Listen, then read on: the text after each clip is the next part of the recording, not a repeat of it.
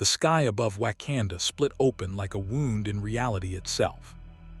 It wasn't the circular portals Stephen Strange conjured, nor the rainbow brilliance of the Bifrost.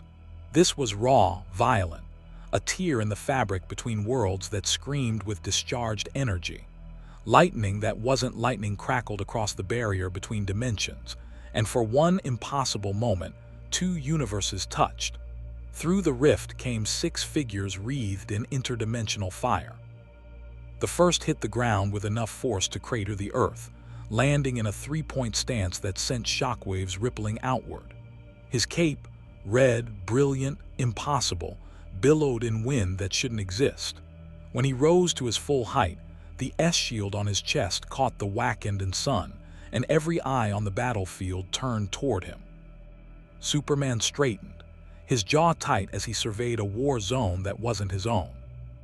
Behind him, Wonder Woman descended with warrior's grace, her lasso coiled at her hip and the God-Killer sword strapped across her back. The Flash vibrated into existence, yellow lightning crackling around him before sputtering, wrong diminished, running on fumes. Batman's cape spread like dark wings as he analyzed the battlefield with eyes that had seen every form of chaos Gotham could offer. Aquaman landed with his trident raised, sea green armor gleaming. Cyborg's technological form flickered, systems struggling to adapt to a universe whose digital architecture felt fundamentally alien. The Justice League had arrived in the Marvel Cinematic Universe, and Earth's mightiest heroes had no idea what they were looking at. Contact, War Machine's targeting systems locked onto 6 unknown entities. We've got new players and I'm reading power signatures off the charts. Steve Rogers raised his shield, his voice cutting through the chaos of battle. Avengers, defensive positions. The Wakandan battlefield had become a killing field. Outriders swarmed across the barrier's perimeter. Thanos' Black Order commanded the slaughter, and Earth's defenders were losing ground with every passing second. Then 6 cosmic-powered beings had simply appeared from nowhere, and Captain America wasn't taking chances.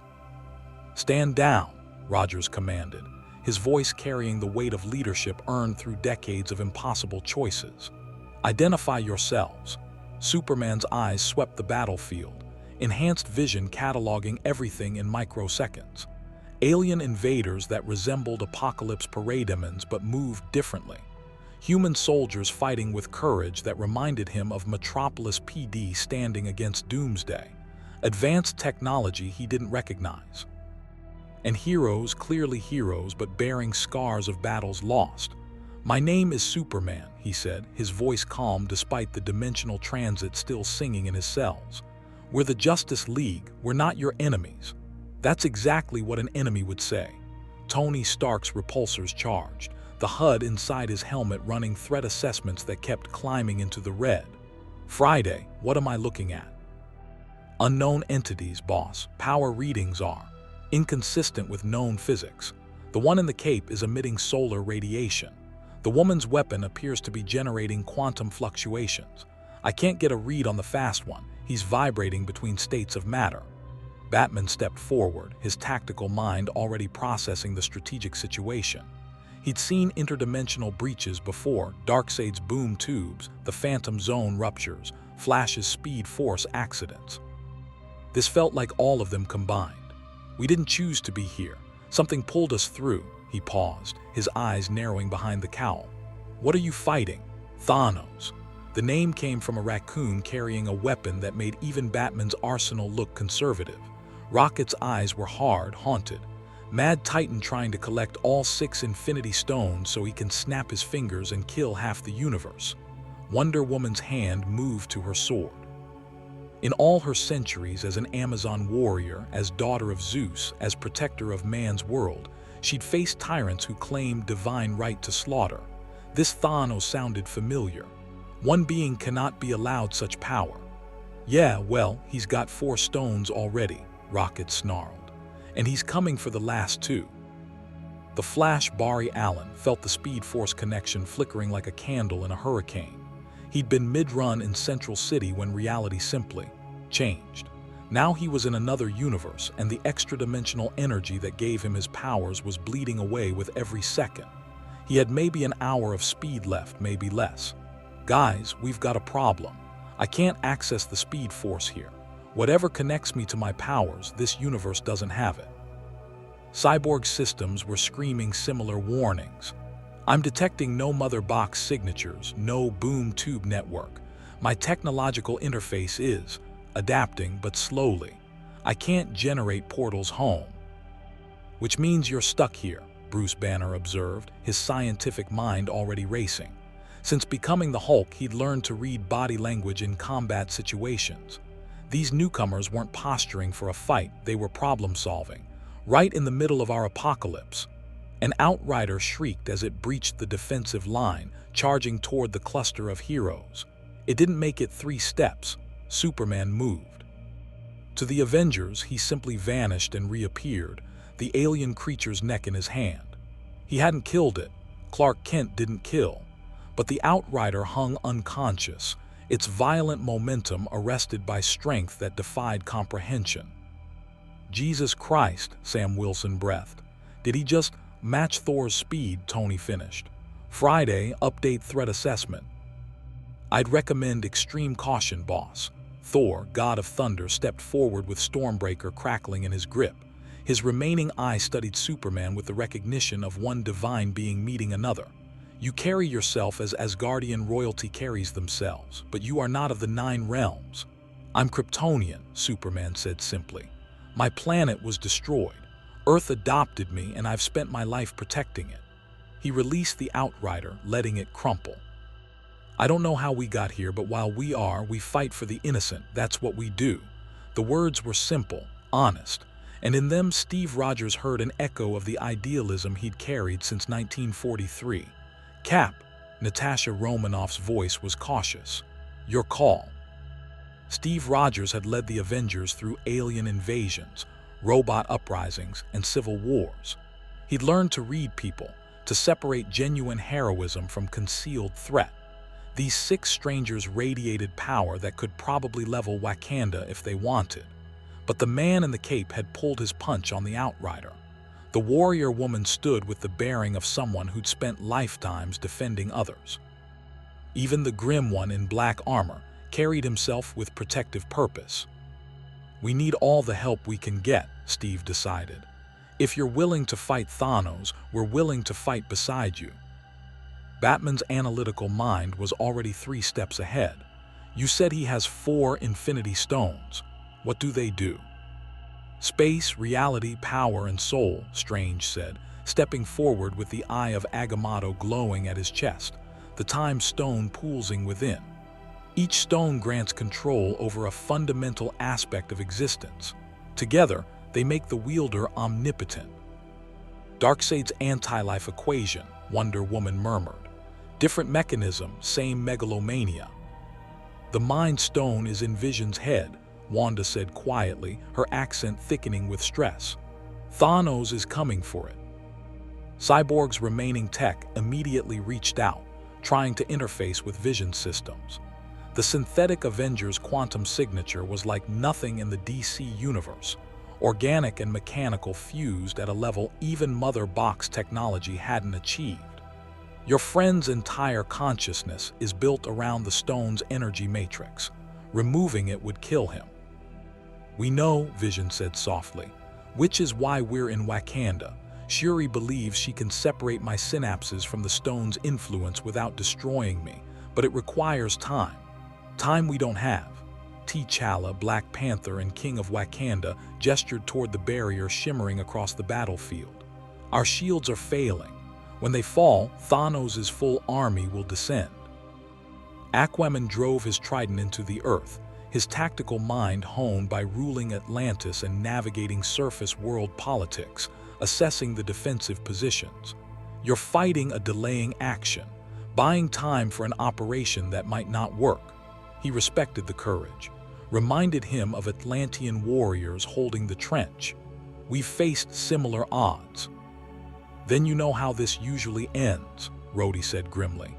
In our universe, Batman said, his voice like gravel, It ends with us standing over the tyrant's defeated body, every single time. The certainty in his voice wasn't arrogance. It was a statement of fact delivered by a man who'd contingency planned the defeat of gods. If you want to see more characters enter different universes, hit that subscribe button and drop the name of a character and the universe you'd want to see them in down in the comments below.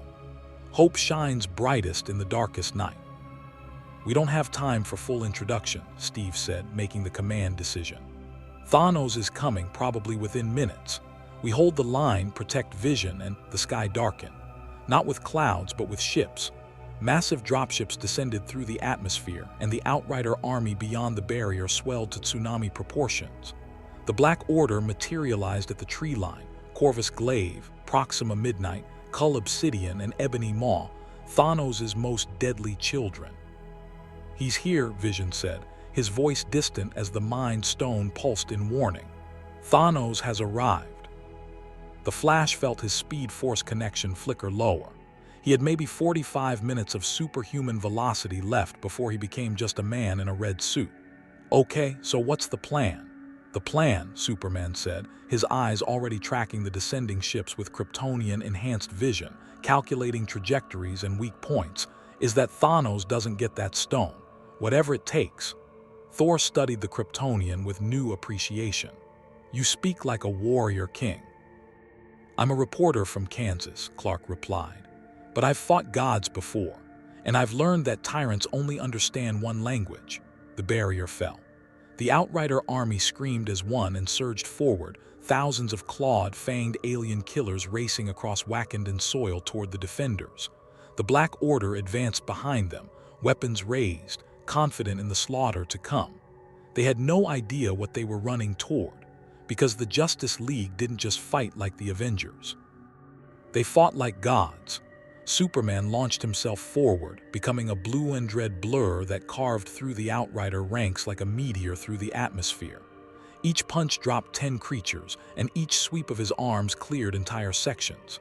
He wasn't trying to kill. Even now, even against alien invaders, Clark Kent didn't cross that line, but unconscious Outriders piled in his wake like cordwood. Wonder Woman's lasso sang as it whipped through enemy formations, the truth-compelling magic causing Outriders to simply stop fighting, confronted with the reality of their existence as cannon fodder for a mad Titan's crusade. Her sword flashed, and where Superman showed restraint, Diana had no such compunction. These were invaders threatening innocent life. Warriors' justice was swift. The Flash became lightning itself, vibrating between Outriders faster than their eyes could track, his fists delivering kinetic force that sent bodies flying. But with each super-speed movement, Barry felt the Speed-Force connection dim a little more. He was burning through his reserves too fast, needed to conserve, needed to make every second count. Aquaman met Cull Obsidian's charge with the force of Atlantean royalty. The massive alien warrior swung his chain hammer, and Arthur blocked it with his trident, the impact creating a shockwave that flattened Outriders in a 50-foot radius. "I've wrestled Krakens bigger than you," Aquaman growled, driving the alien back with raw strength that came from surviving ocean depths that would crush steel. Cyborg systems finally achieved a stable interface with MCU technology. His arm cannon blazed with energy adapted from analyzing War Machine's weapon systems, cutting through Outriders with precision fire. "Tech level is impressive," he admitted, downloading and processing Wakandan technological signatures. "Different from home, but effective." Batman disappeared into the chaos with the efficiency of Gotham's greatest predator. He didn't have Superman's strength or Wonder Woman's divine weapons, but he had something else: absolute tactical superiority. Smoke pellets created cover. Batarangs took down targets with surgical precision. He moved through the battlefield like a shadow, and Outriders fell without ever seeing what killed them. The Avengers watched in stunned silence for approximately 3 seconds. Then they joined the fight with renewed fury. "Okay, I like these guys," Rocket shouted, his weapon blazing as he and Groot carved through their own section of enemies. "They fight mean." Thor laughed actual joy in combat as he fought beside Superman, Stormbreaker, and Heat Vision working in concert to obliterate dropships before they could deploy reinforcements. Your strength rivals my own, Kryptonian. We should share mead after this victory. I don't drink on duty, Superman replied, his voice carrying despite the chaos. But I'll take a rain check. Tony Stark fought beside Batman. And despite the situation, his scientific mind was absolutely captivated. Okay, Mr. Dark and Stormy, what's your power set? Enhanced strength, metahuman abilities. I'm human, Batman said flatly, throwing an Outrider twice his size over his shoulder with a perfectly executed judo throw. I just trained harder than anyone else. Friday, that's not physically. I know, boss, I'm as confused as you are. Steve Rogers and Wonder Woman found themselves fighting back-to-back, shield and sword working in perfect synchronization. You've done this before, Steve observed. I've been doing this for over 2,000 years, Diana replied, her blade singing through another Outrider. Tyrants never change, just the weapons they use. The battlefield had become a meat grinder, but for the first time since Thanos' army arrived, the defenders were winning. The Justice League's sheer power had shifted the momentum. Outriders fell in waves, the Black Order found themselves pressed, and for one glorious moment, victory seemed possible. Then the air itself seemed to compress. Reality rippled, and every hero on the battlefield felt it, the approach of something vast and terrible. The Outriders stopped their charge, parting like a sea to create a clear path. Thanos, the Mad Titan, stepped onto Wakanda soil. He was massive, with purple skin stretched over muscle that had conquered 1,000 worlds. 4 Infinity Stones gleamed in the golden gauntlet on his left hand. Space, reality, power, and soul, each one pulsing with the fundamental forces of existence. His eyes swept the battlefield, counting the bodies of his army, assessing the new variables. When he spoke, his voice carried the weight of inevitable death. Remarkable, your universe sends champions to defend this one. His gaze was fixed on Superman. But you are not of this reality. I can feel it. You don't belong here. Superman floated forward, cape spreading behind him, every inch the symbol of hope facing the avatar of death. Neither do you. Leave this world or I'll make you leave. For the first time in centuries, Thanos smiled. I admire your conviction, the Mad Titan said. It reminds me of why I must complete my work. The universe requires balance, and I am the only one with the will to achieve it. He raised the Infinity Gauntlet. Even gods fall before necessity. The Power Stone ignited. Purple energy exploded across the battlefield, a wave of raw, destructive force that could shatter planets. It slammed into Superman with the force of a collapsing star, and Superman caught it. His hands spread wide, Kryptonian cells absorbing energy that would atomize normal matter, his body straining as he held back annihilation through sheer force of will. The ground beneath his feet cracked, then cratered, driving him ankle-deep into Wakandan soil. But he held. Is that all you've got? Clark gritted out, his eyes beginning to glow red. Thanos' smile widened. No. The reality stone flared, and Superman's world inverted.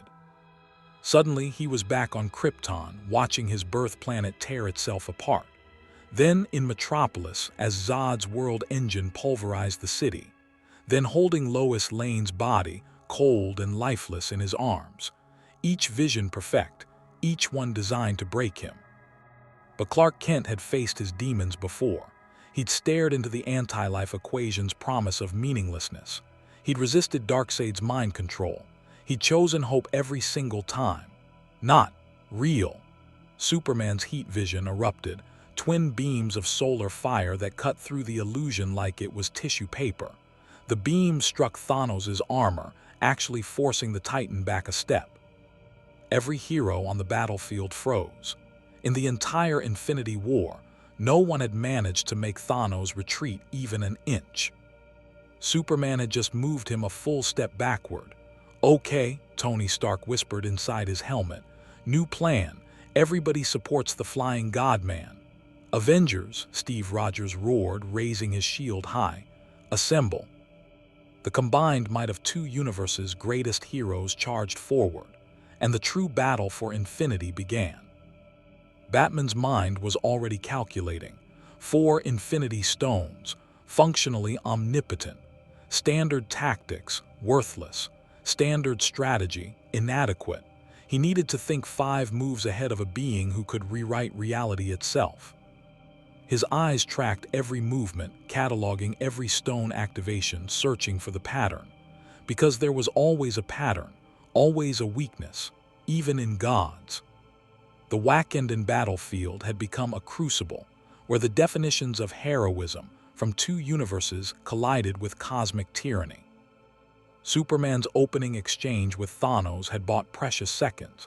Seconds the Avengers used to regroup.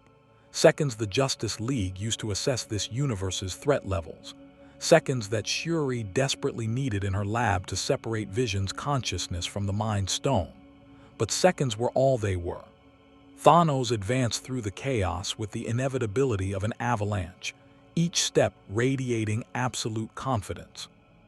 The Infinity Gauntlet pulsed with 4 colors of apocalypse, and his eyes tracked Superman with the focus of a hunter who'd finally found worthy prey.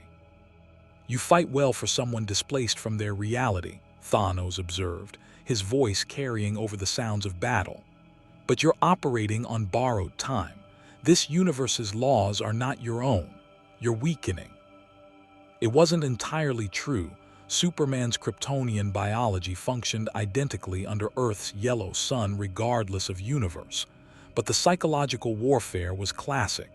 Batman recognized it immediately. Undermine confidence, create doubt, exploit hesitation.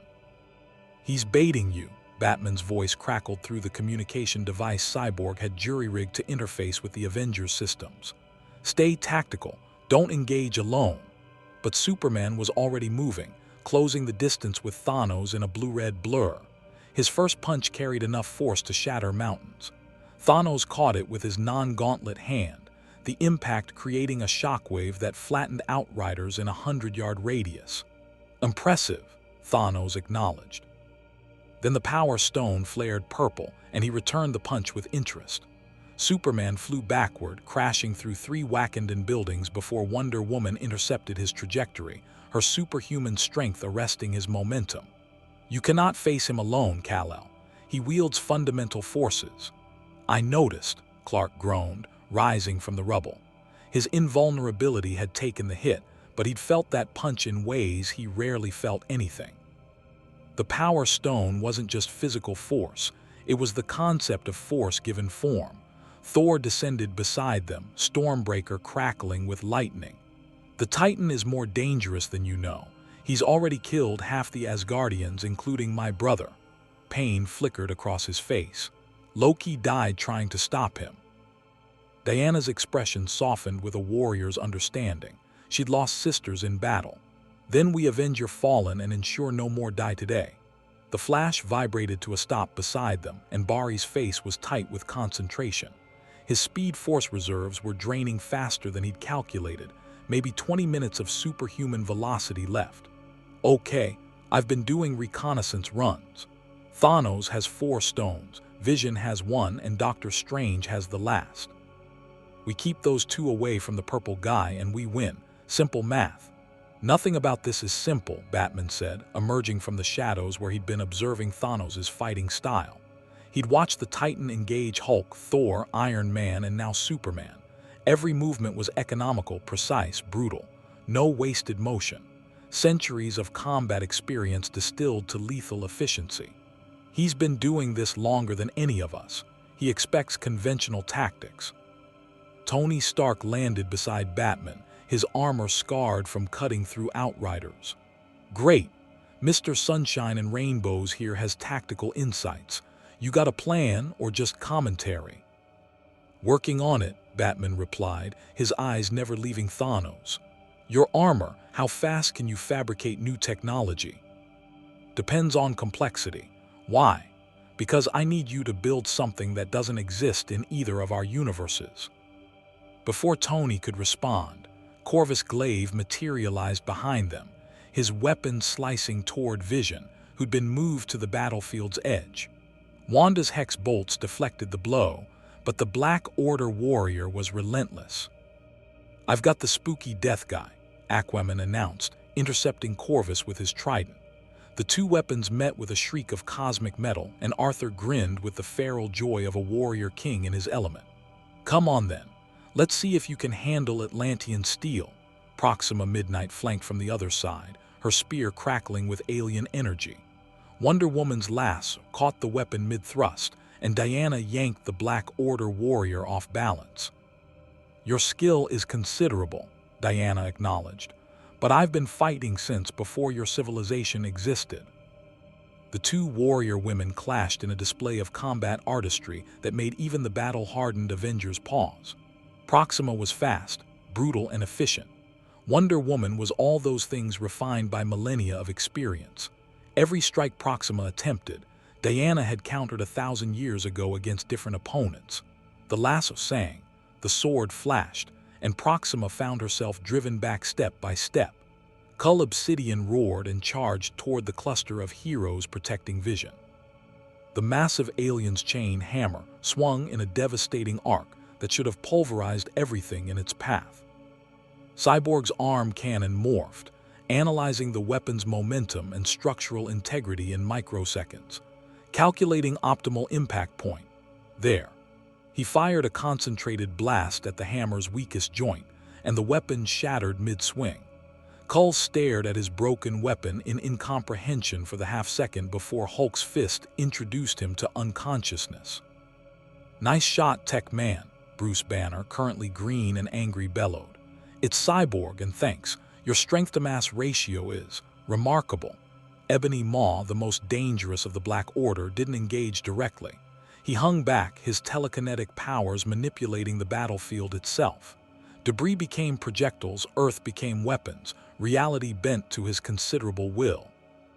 Doctor Strange countered with the mystic arts, golden mandalas deflecting telekinetic assaults, and mirror dimension portals redirecting attacks. But his attention was divided, half on Ebony Maw, half on protecting the time stone pulsing in the eye of Agamotto around his neck. "Your magic is impressive," Strange called to Wonder Woman between spell work, "but fundamentally different from what I practice." "I carry the weapons of the gods," Diana replied, her sword removing another outrider from existence. "Magic is simply divine will made manifest." "That's actually a helpful philosophical framework," Strange admitted, adapting a protection spell based on Diana's explanation. The revised incantation worked better, the shield strengthening. Meanwhile, Superman and Thor had engaged Thanos directly, and the three powerhouses turned a section of Wakanda into a crater. Thor's Stormbreaker swung with the force of a God King's fury, lightning cascading from the blade. Thanos blocked with the gauntlet, the Power Stone absorbing the energy. Superman struck from the opposite angle, his fist moving at supersonic speeds. Thanos twisted, using the Space Stone to create a microportal that redirected Superman's punch into Thor. The two heroes collided midair, crashing to the ground in a tangle of cape and armor. "My apologies, Kryptonian," Thor shouted, scrambling up. "Call me Clark," Superman replied, helping Thor to his feet. "And we need better coordination." "Agreed. Perhaps if you strike high while I..." The Reality Stone flared, and suddenly they were fighting copies of themselves. Superman faced an evil version wearing black, eyes glowing red with malevolent hunger, clearly drawn from Thanos' brief mental probe, a twisted reflection of what Clark could become. Thor confronted a version of himself that radiated the same darkness, Stormbreaker corrupted, lightning turned to shadow. "Illusions," Superman said, his X-ray vision piercing the Reality Stone's constructs to find Thanos' true position. "They're not real. They feel real enough." Thor grunted as Dark Stormbreaker actually cut his armor, drawing blood. "Because he's using our fears against us," Clark realized. The Reality Stone didn't just create illusions, it made them real by belief. "Don't believe in them." Easier said than done. The evil Superman moved with all of Clark's speed and strength, but without any restraint. Every punch was designed to kill, every blast of heat vision aimed at vital organs. Fighting himself, or rather, fighting what he feared he could become, was psychologically brutal. Steve Rogers saw the struggle and made a command decision. Vision can't be separated from the stone in time. We need a new plan. Destroy the stone, Vision said quietly. Wanda has the power, it's the only way. No, Wanda's voice was firm despite the tears in her eyes. There has to be another way. Batman's mind was racing through scenarios. Destroying the Mind Stone would kill Vision, unacceptable. Letting Thanos acquire it would give him all 6 stones, apocalyptic. The logical answer was to remove Vision from the equation entirely. But how do you hide someone when your enemy can manipulate space itself? Unless you didn't hide him in space. Strange, Batman called. Your time manipulation, can you create a temporal loop around a specific object? Stephen Strange's eyes widened with understanding. Isolate the Mind Stone in a pocket of frozen time. Theoretically possible, but it would require enormous power and concentration. What if you weren't doing it alone? Cyborg asked, his technological mind following Batman's logic. I could interface with the Time Stone, provide computational support, use my processing power to handle the mathematical complexity while you provide the mystical framework. That's, Strange paused, running through the permutations. That might actually work, but I'd need time to set it up and Thanos won't give us that time. Then we make time, Batman said flatly. Flash, how much speed do you have left? Barry checked his internal reserves, feeling the speed-force connection flickering like a dying star. Maybe 15 minutes. After that, I'm just a guy who can jog really fast. 15 minutes is enough. When I give the signal, I need you to run faster than you've ever run. Create a speed vortex around Thanos. Disorient him, throw off his spatial awareness. That'll burn through my remaining speed in maybe 2 minutes. 2 minutes is all we need. Batman's voice carried absolute certainty. Superman, Thor, when Flash creates the vortex, you hit Thanos with everything you have. Don't hold back, don't try to be strategic, just raw, overwhelming force. Make him focus on defense. Tony Stark was already seeing where this was going. While Purple Guy is distracted, Strange and Cyborg lock the Mind Stone in a time loop. He can't take what's frozen outside temporal existence. Precisely. It's risky, Steve Rogers said. If any part fails, all tactics are risky, Wonder Woman interjected. But this plan has Warrior's logic. Strike hard, strike fast, achieve the objective before the enemy can counter. Natasha Romanoff studied Batman with the assessment of one tactical genius recognizing another. You've done this before. Plan the impossible. Every mission is impossible until it isn't, Batman replied. But we need one more element. Thanos has the Reality Stone. He can counter Strange's time manipulation if he sees it coming. Then we make sure he doesn't see it coming, Tony said, his mind already designing the solution. Friday, access Wakanda and holographic technology. I need to create a projection system that can fool someone wearing the Infinity Gauntlet. That's impossible, boss. So was half the stuff I built last week. Make it happen. Shuri's voice crackled over the communication system from her lab. I can provide holographic emitters, but they'll need power beyond what Wakandan systems can generate in the time we have. Cyborg's technological consciousness interfaced with her equipment instantly. I can boost the power output. My energy matrix is compatible with your systems. How is that possible? Your technology is from another universe. I don't know, Cyborg admitted, but it's working. Let's not question the physics right now. While the tactical minds planned, the Warriors continued holding the line.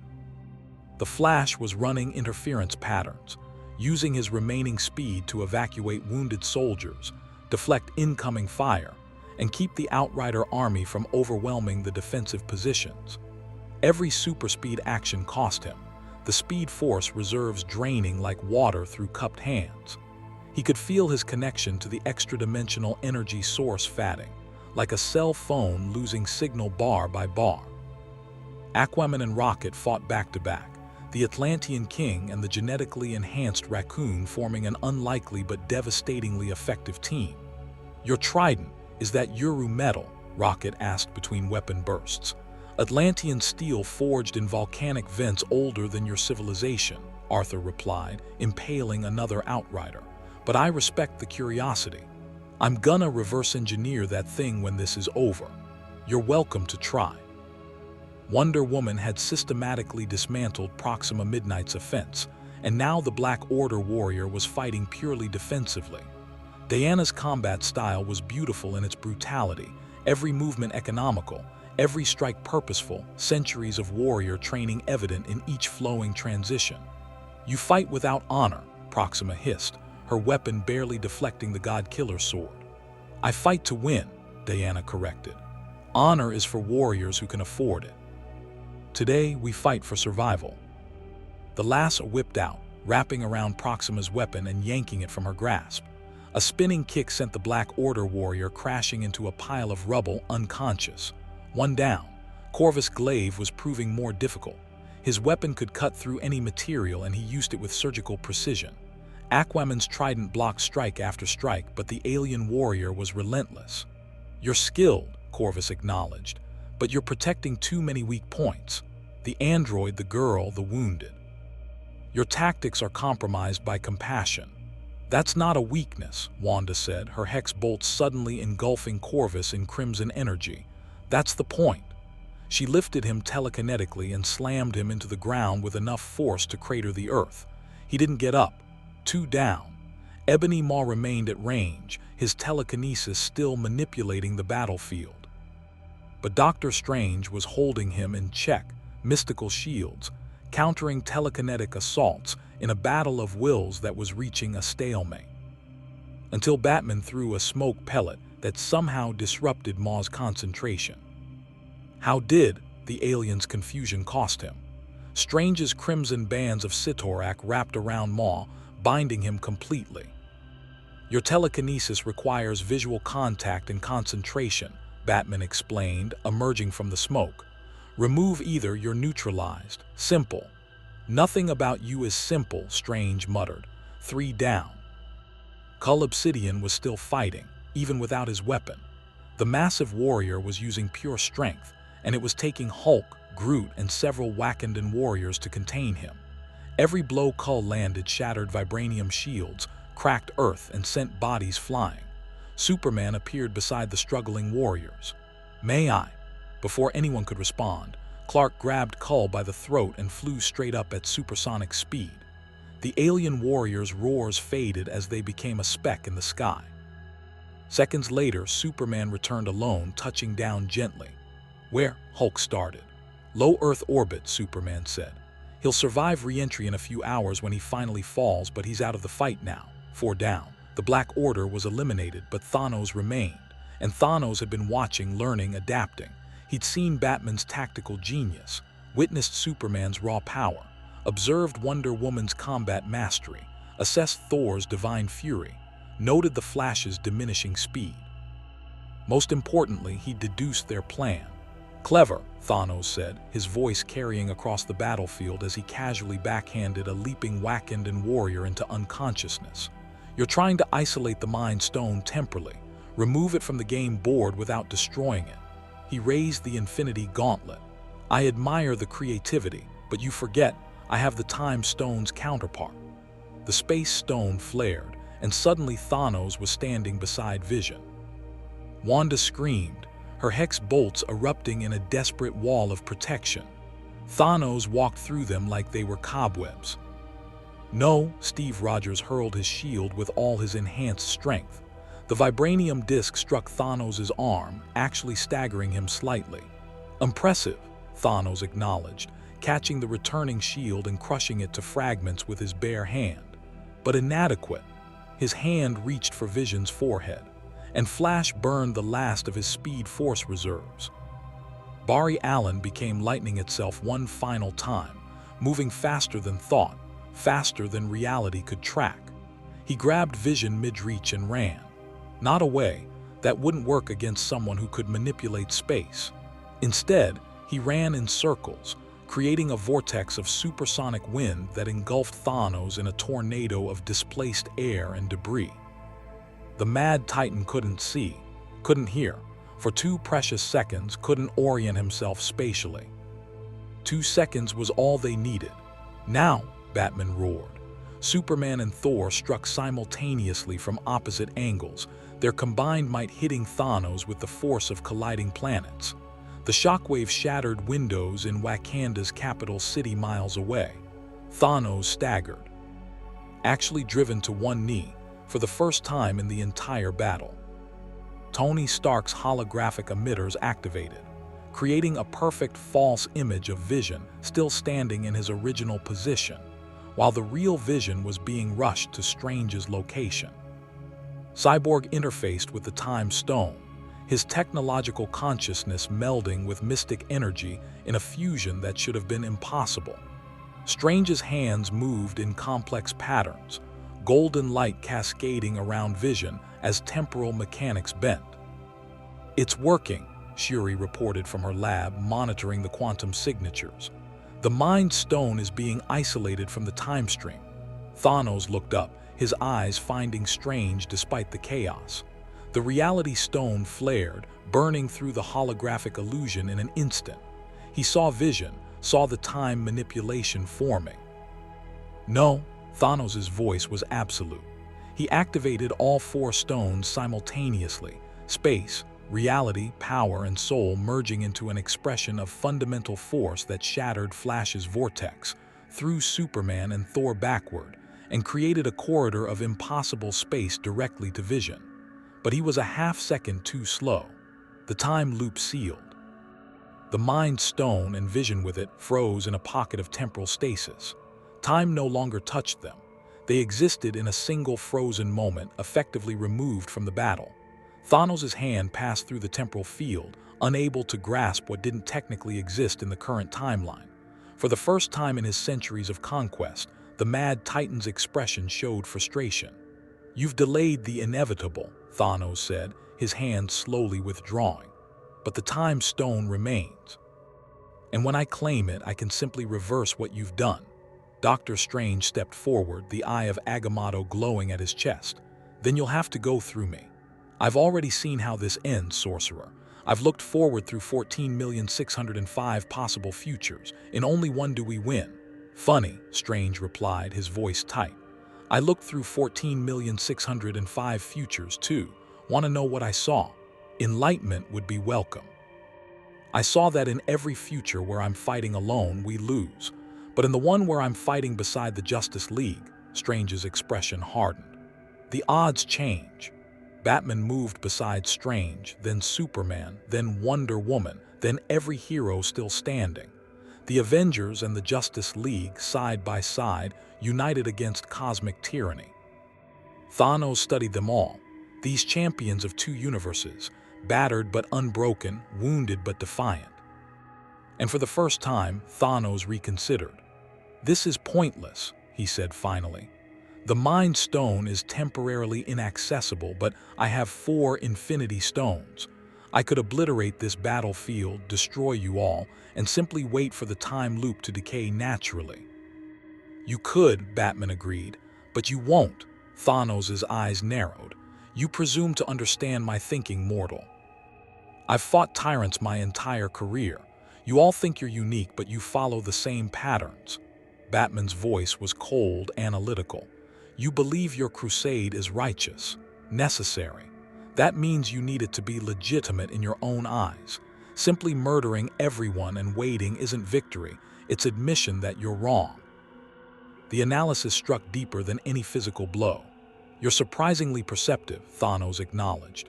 "But wisdom requires recognizing when to retreat and reassess." He activated the Space Stone, blue energy cascading around him. "We will meet again, and next time you won't have the advantage of surprise." The portal formed, but before Thanos could step through, Superman called out, "Why do this? You're powerful enough to help people, to make the universe better. Why choose death?" Thanos paused, and for a moment, something almost like sadness flickered across his face. Because I've seen what happens when resources run out and populations spiral out of control. I've watched worlds tear themselves apart. The universe is finite, its resources finite. If life is left unchecked, it will cease to exist. He looked back at them all. I'm not a monster. I'm a realist performing a necessary function. You'll understand eventually, when you see the alternative. Then he was gone, the portal closing behind him. The battlefield fell silent except for the moans of the wounded and the crackle of fires. They'd won, sort of. Vision was locked in temporal stasis but alive. Thanos had been driven off. The Mind Stone was inaccessible. It was a victory by any reasonable metric, but everyone knew it was temporary. The Flash collapsed, his speed force reserves completely exhausted. Wally caught him before he hit the ground. I'm good, Barry gasped. Just need a minute or a week. You saved Vision's life, Wanda said, kneeling beside him. Thank you. Yeah, well, that's the job description. Barry managed a weak smile. Plus, I look terrible in purple. Thor's laughter boomed across the battlefield, releasing tension. I like this one. He has warrior's humor. Steve Rogers surveyed the damage, the cost, the pyrrhic nature of their success. They'd survived, but Thanos would return. And next time he'd be prepared for their tactics. We need to talk strategy, Steve said, looking between the Avengers and the Justice League. Long term, because he's coming back. Batman was already 3 steps ahead, his mind cataloging every detail of Thanos' fighting style, every stone activation sequence, every tactical choice. Agreed. We need intelligence on the Infinity Stones, how they work, their limitations, potential counters. I can help with that, Strange offered. The mystic texts contain references to the stones' creation and nature. And I need to understand this universe's technology, Cyborg added. If I can interface with your systems more efficiently, I can provide better tactical support. Tony Stark's armor retracted, revealing a face that was exhausted but energized by intellectual challenge. Finally, someone who speaks my language. We need to compare notes, tech to tech. Your mother box technology sounds fascinating. We should also address the elephant in the room, Natasha said quietly. You're from another universe. Can you get home? Do you want to? The question hung in the air. Superman looked at his team, his friends, his fellow heroes. They'd all been torn from their world mid-mission. The Justice League had been responding to a Darkseid incursion when the dimensional rift opened. Earth still needed them, but this Earth needed them too. We need to find a way home, Clark said carefully. Our world has its own threats, its own people who depend on us. But while we're here, we're not going to abandon you to face this alone. The interdimensional breach that brought us here, Wonder Woman added, suggests some instability in the multiverse itself. Perhaps investigating that instability serves both our interests. Bruce Banner, his Hulk form receded back to human scientist, nodded thoughtfully. The energy readings when you arrived were unusual, not like any dimensional breach I've seen. It's possible the Infinity Stone's activation and something from your universe created a resonance. Darkseid's boom tubes, Batman said immediately. We were fighting his incursion when we were pulled through. If his technology interacted with your space stone, it could have created a bridge, Tony finished. Which means the bridge might still exist. We need to find it and stabilize it long enough for you to cross back. But that's secondary to survival, Steve insisted. Thanos is regrouping. He'll study what we did, adapt his tactics, and come back harder. We need to be ready. T'Challa, who'd been silent while coordinating evacuation and medical care for Wakanda's defenders, finally spoke. My people will need time to rebuild our defenses. The barrier generators are damaged, our forces depleted, but Wakanda stands with Earth's defenders, all of them. Rocket, still carrying his massive weapon, looked up at the assembled heroes with his characteristic cynicism tempered by grudging respect. Okay, so we've got flying god men, magic ladies, tech wizards, and whatever the hell Batman is. That's great. But Thanos has 4 Infinity Stones. We're still playing catch-up. Then we change the game, Batman said. We stop reacting to his moves and start forcing him to react to ours. I'm listening, Steve said. Thanos wants the remaining stones. We know where they are: Time Stone with Strange, Mind Stone in Temporal Lock. That makes us the target, so we use that. Batman's tactical mind was already constructing the framework. We set a trap, draw him in when and where we choose with preparations in place. You want to invite the guy who can rewrite reality to a fight. Rocket's voice dripped skepticism. That's your plan. Part of it, Batman confirmed. The other part is building weapons and defenses specifically designed to counter Infinity Stone powers. We have assets now we didn't have before, he gestured to the Justice League, and we need to leverage them. Wonder Woman nodded approvingly. Finally, a strategy worthy of warriors. I grow tired of purely defensive actions. Defense has kept us alive, Steve pointed out, but there was consideration in his voice. He'd been a soldier long enough to know when to hold ground and when to push forward. An offense will end the threat permanently, Diana countered. We've faced tyrants before. Ares, the god of war himself, fell before my blade. Thanos is powerful but not invincible. Thor raised Stormbreaker, lightning crackling along the blade. The Amazonian warrior speaks truth. We should hunt Thanos, not wait for him to hunt us. That's suicide, Natasha said flatly. He has 4 stones. On his territory with his armies we'd be slaughtered. Not if we're smart about it, Tony interjected, his engineering mind already racing. We don't march into Titan or wherever Purple Grimace is hiding. We create a kill box, a location we control completely, designed specifically to neutralize Stone's powers. Can that even be done? Bruce asked. Cyborg systems were already running simulations. Theoretically, the Infinity Stones manipulate fundamental forces, but manipulation requires a medium. If we can create an environment that disrupts that medium. Like fighting underwater disrupts sound-based weapons, Bruce Banner understood immediately. Or how magnets disrupt electronic systems. Exactly. We'd need to understand each stone's operating principles and engineer specific countermeasures. I can provide information on the Time Stone's function, Strange offered, and the Ancient One's texts contain references to the others.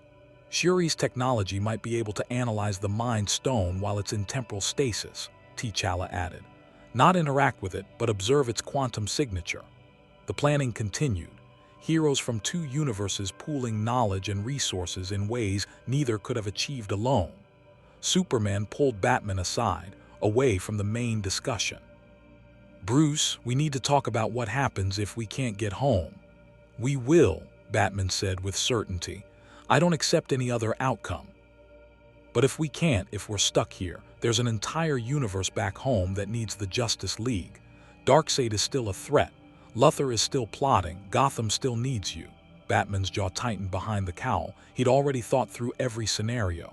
Then the Titans step up. Nightwing leads the Bat family.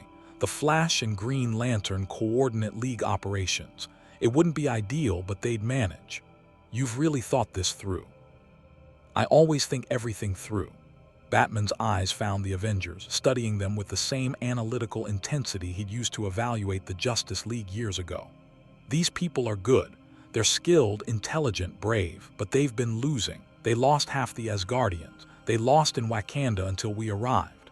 They're going to lose vision if Thanos finds a way through the temporal lock. So we make sure they win, Clark said simply. It's not that simple. They fight like they expect to lose. Like defeat is inevitable and they're just trying to minimize casualties. Batman's voice carried frustration. They need to remember how to fight for victory, not survival. Superman studied his friend, seeing the tactical genius working through problems at a dozen levels simultaneously. You're thinking about something specific. I'm thinking that Thanos is right about one thing. We won through surprise today. Next time, he'll be ready for us. We need to be ready for him being ready for us. The old Batman paranoia. I was wondering when that would show up. It's not paranoia if they're really out to kill you. But there was almost humor in Batman's voice. Come on, we've got work to do. They rejoined the planning session, where Tony and Cyborg had bonded over technological specifications, and were now arguing enthusiastically, about the theoretical limits of boom tube technology versus arc reactor miniaturization. Completely different energy matrices, Cyborg was explaining. Mother box technology is based on new God science. It's not purely mechanical or electrical. There's an element we don't fully understand. Magic, Tony said dismissively. Advanced science indistinguishable from magic, Cyborg corrected. Clark's third law. Clark never met alien god computers. Trust me, I've got experience with alien tech now.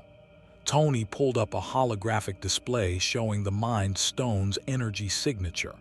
This thing operates on principles that break physics as we understand it. But a break doesn't mean ignore. We just need to find the exploit.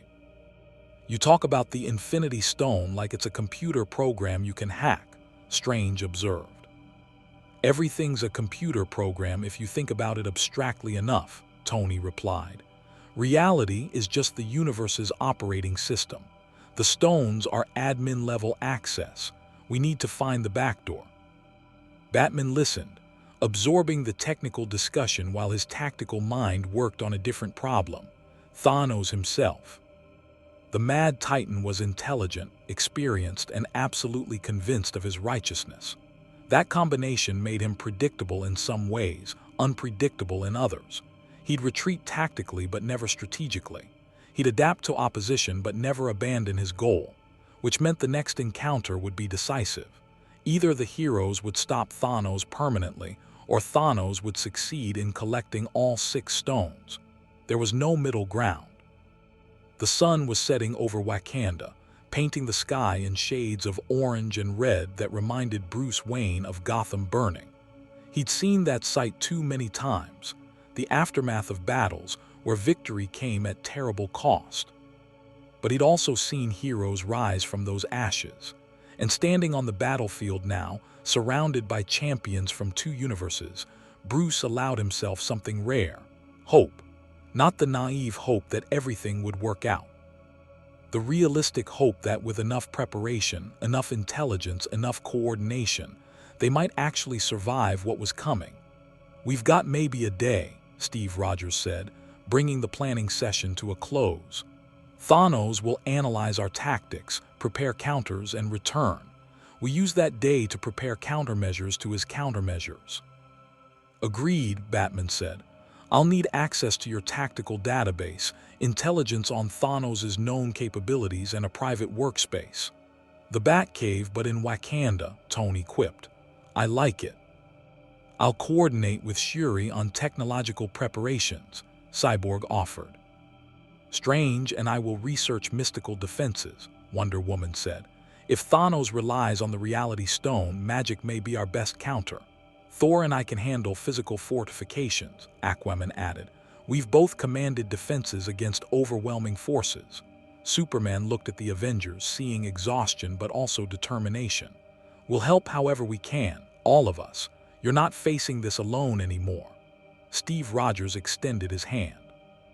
Superman took it, the handshake of 2 symbols, the shield and the S uniting. "Welcome to the Avengers," Steve said with a slight smile. "Honorary members, I guess, since you're technically from another universe." "We prefer Justice League," Clark replied, matching the smile. "But we'll answer to desperate allies fighting cosmic tyranny." "That works too." As the heroes dispersed to their various preparations, the Flash, Barry Allen, sat with Wally catching his breath, his Speed Force reserves completely exhausted, but his mind still racing. "Think we can win this?" Barry asked quietly. "Against a purple alien with magic stones who wants to kill half the universe," Wally considered. "Well, we've faced worse." "Have we though?" "Yeah, remember that time Darkseid got the anti-life equation, or when the crime syndicate took over, or literally every Tuesday in Central City." Barry laughed despite the situation. "Fair point. Although usually when we face world-ending threats I have, super speed." "You'll get it back. The Speed Force is part of you. As soon as we get home or as soon as the dimensional barriers stabilize, you'll be back to normal. And until then?" "Until then, you're just Barry Allen, genius forensic scientist, member of the Justice League, and the guy who burned every bit of his power to save someone he just met. Wally clapped his shoulder. That's pretty heroic even without speed. In the medical tent, Wanda sat beside Vision's temporarily frozen form. She could see him, perfect and crystalline in the time lock, but couldn't touch him, couldn't hear him. For all practical purposes, she'd lost him. But he was alive. Wonder Woman found her there, recognizing the expression of a warrior watching over a fallen comrade. "He will survive," Diana said gently. "The time lock preserves him perfectly." "I know," Wanda replied, her accent thick with emotion, "but he's trapped, frozen, because of the thing in his head that makes him who he is. I understand the burden of divine gifts that separate us from those we love." Diana sat beside her. "I am the daughter of Zeus, blessed with power by the gods. It has often isolated me from the mortals I've sworn to protect, but it has also allowed me to protect them. Vision didn't ask for the Mind Stone. Didn't ask to be a weapon that everyone fights over. None of us ask for the battles we're given, only the chance to prove worthy of them." Diana's voice carried the weight of millennia. "Your love saved him today. That is not a small thing." Wanda managed a smile through tears. "You're very wise." "I've had 3,000 years to learn." Diana stood. "Rest. Tomorrow we fight again, and tomorrow we fight to end this permanently." As night fell over Wakanda, the combined forces of the Justice League and Avengers prepared for war. Not the desperate defensive struggle they'd fought today, but the kind of war that ended threats permanently. The kind of war where gods and heroes united to prove that tyranny, no matter how powerful, could be defeated. Because hope shines brightest in the darkest night, and dawn was coming. The Wakandan palace had become a war room operating on 3 different technological frameworks simultaneously. Earth's most advanced science courtesy of Shuri's genius, Tony Stark's arc reactor-powered systems interfacing through holographic displays, and Cyborg's mother box-derived technology acting as the bridge between them all. The result was organized chaos that somehow produced actionable intelligence. Batman stood before a massive tactical display showing Thanos' known capabilities, documented battles, and psychological profile. He'd spent 6 hours analyzing every piece of data the Avengers had collected, cross-referencing it against his own experience with cosmic-level threats. The pattern was becoming clear. "He's disciplined," Batman said, the assembled heroes gathering around him. "Every action serves his ultimate goal. No wasted effort, no unnecessary cruelty. That's both his strength and his weakness." "How is discipline a weakness?" Rhodey asked, his war machine armor powered down for maintenance. "Because it makes him predictable within certain parameters." Batman pulled up footage of Thanos' previous engagements. "Watch his fighting style. He never kills when incapacitation is sufficient. He could have obliterated us all in Wakanda, but chose retreat when the Mind Stone became inaccessible. Why? Resource management," Bruce Banner said, his scientific mind following the logic. "Killing us requires energy expenditure. His goal is the stones, not genocide of Earth's defenders specifically." "Exactly, which means he'll return with a plan focused on acquiring the Time Stone and breaking the temporal lock on the Mind Stone. Everything else is secondary." Batman's eyes scanned the room. "We use that focus against him." Superman had been listening quietly, his arms crossed as he processed the strategic discussion. "You're suggesting we make ourselves the obvious target, draw him into attacking the Time Stone directly, while we prepare the actual trap somewhere else," Wonder Woman finished, seeing the deception's shape. "Classic military strategy, the feint and the killing blow." Tony Stark nodded approvingly. "Machiavellian, I like it. But there's a problem. Strange has to be the bait, and if Thanos gets the Time Stone from him, game over." Dr. Strange floated cross-legged in meditation, the eye of Agamotto glowing against his chest. "I've seen the future where this works. It requires precise timing, considerable sacrifice, and one element we didn't have in any timeline before today." The Justice League, Steve Rogers understood. In your visions, you were fighting with just the Avengers. Precisely. Your arrival changed the probability matrices fundamentally. Futures I couldn't see before are now accessible. Strange's eyes opened, glowing with temporal energy. But the path to victory is narrow, and it requires trust. Trust in what? Natasha asked. Trust that when the moment comes, we'll make the right choice even when every instinct screams otherwise. Strange's gaze found Tony specifically. Trust that sacrifice is sometimes the only answer. The weight of those words settled over the room like a shroud. Cyborg systems chimed, breaking the somber moment. I've finished analyzing the Mind Stone's quantum signature. Shuri's right, we can't remove it from vision without killing him. The stone isn't just embedded in his biology, it's become his biology at the quantum level. Then we protect the time lock, T'Challa said firmly. If vision must remain frozen to keep the stone from Thanos, we accept that burden. For how long? Wanda's voice was quiet but carried clearly. Days, weeks, years. Vision exists but doesn't live. That's not victory, that's just a different defeat. Aquaman, who'd been studying Wakanda's defensive architecture with professional interest, turned from the windows.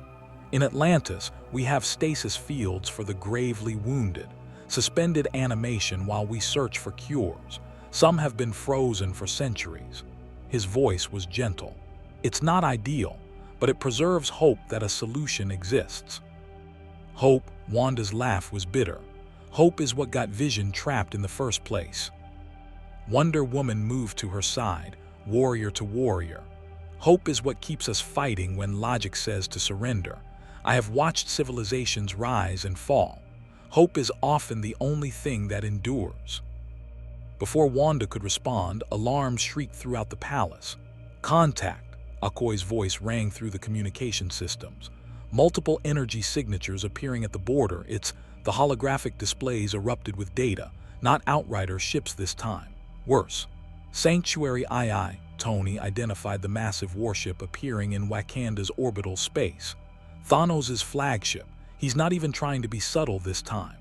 Thor's expression darkened with recognition and rage. That ship destroyed the Asgardian refugee vessel, murdered my people in their escape pods. Lightning crackled involuntarily around his hands. I have blood debt with that vessel.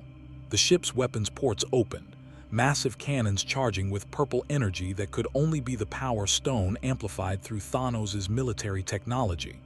He's going to bombard Wakanda from orbit, Shuri said, her instruments tracking the charging sequence. Our shields can't withstand that kind of firepower. We have maybe 90 seconds. Can we evacuate? Steve asked. The city? Impossible. We'd need hours to move everyone to the shelters, and even those won't survive direct orbital bombardment. Superman was already moving toward the windows, cape billowing. Then I'll stop the ship. Alone, Thor joined him, Stormbreaker appearing in his hand. I think not, my Kryptonian friend. We storm Sanctuary II together. Wait, Batman's command voice cut through the rising action. This is exactly what he wants. We scatter our forces, fight on multiple fronts, and he picks us apart. Then what do you suggest? Thor demanded. We let him destroy Wakanda. No, we make him come down here. Batman was already inputting commands into the tactical system. Cyborg, can you interface with that ship systems? From this distance, with that level of alien encryption? Cyborg's optical components focused on the orbital vessel, his technological consciousness reaching across the void. I can try, but wait, I'm detecting something. The ship systems have familiar elements. It's interfacing with the Infinity Stone's energy signatures to amplify the weapons. Which means you can trace the connection, Batman said. Maybe. If I can follow the stone energy back to its source, I might be able to inject a virus through that connection. Cyborg systems began the complex hacking process. But Thanos will know someone's trying to breach his systems. It'll alert him. Good, let him know. Batman's strategic mind was 3 moves ahead. Tony, how fast can you and Shuri fabricate a device that mimics the Time Stone's energy signature? Tony's eyes widened with understanding. You want to make a fake time stone? That's actually brilliant. If we can mimic the quantum signature well enough, Thanos might not know which is real until he's already committed. Exactly. He'll have to come down here to verify, which puts him in our kill box instead of us trying to reach him in orbit. I can have a prototype in 30 minutes, Shuri said, her fingers already flying across holographic controls. But it won't fool him for long. The moment he actually tries to use it, he'll know. We only need it to fool him long enough to get him on the ground, Batman confirmed. After that, we spring the trap. The Flash, still powerless but tactically valuable, raised his hand. Question: what trap? We've been planning defenses, but I haven't heard anyone mention how we actually stop a guy with 4 Infinity Stones once we get him here. It was the question everyone had been avoiding. Doctor Strange finally stood, the eye of Agamotto pulsing with green energy. The trap is simple in concept, impossibly difficult in execution. We overwhelm him. We tried that in Wakanda, Rocket pointed out. Didn't work so great. Because we were reacting, not orchestrating. Strange's hands moved, conjuring mystical diagrams that showed force vectors and energy flows. Thanos is powerful, but the stones themselves have limitations. The Reality Stone requires concentration to maintain illusions. The Space Stone has cooldown periods between major teleportations. The Power Stone's energy can be redirected. The Soul Stone, he paused. The Soul Stone requires a specific kind of will to access its deepest functions. You're saying the stones have exploitable weaknesses? Bruce Banner leaned forward, scientist to sorcerer. Can we document them? I can provide what the mystic texts reveal, but much of this is theoretical. The stones have never been assembled before in recorded history. Then we make educated guesses and adapt in real time, Steve Rogers said with the confidence of a man who'd fought impossible battles before. It's not ideal, but it's what we do. Wonder Woman was studying the tactical displays, her warrior's mind processing defensive positions. If we're creating a kill box, we need to choose the battlefield carefully. Somewhere we can control, where civilian casualties are impossible. The mirror dimension, Strange said immediately. A pocket reality I can access and manipulate. Thanos would be fighting on ground that literally shifts according to my will. But you'd be concentrating on maintaining the dimension while also fighting him, Batman observed. Divided attention. Unless others could help maintain the mirror dimension stability, Strange countered, looking at Wonder Woman. Your divine weapons contain their own reality-altering properties. The lasso compels truth, which is its own form of dimensional constant. If you could anchor points within the mirror dimension, I create fixed points of truth that even the Reality Stone cannot alter, Diana finished. Yes, that could work. The plan was taking shape, dozens of tactical minds contributing pieces to an impossibly complex puzzle. Aquaman would lead the physical defense if Thanos brought ground forces, his experience commanding Atlantis' armies making him ideal for coordinating troop movements. Thor would provide heavy assault, Stormbreaker's God-forged power, one of the few weapons proven to damage Thanos even through the Infinity Gauntlet's protection. Superman would serve as the mobile heavy hitter, his speed and strength allowing him to respond to threats anywhere on the battlefield instantly.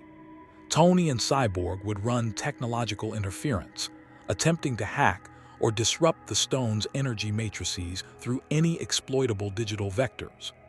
Batman would coordinate overall strategy, adapting the plan as Thanos countered their moves. And Doctor Strange would do what he'd seen in his visions, make the one choice that led to victory, no matter the cost. 30 seconds to orbital bombardment, Shuri announced, her voice tense. Cyborg systems flared with light as he finally breached Sanctuary II's security. I'm in, uploading virus to weapon systems. The ship's cannons fired.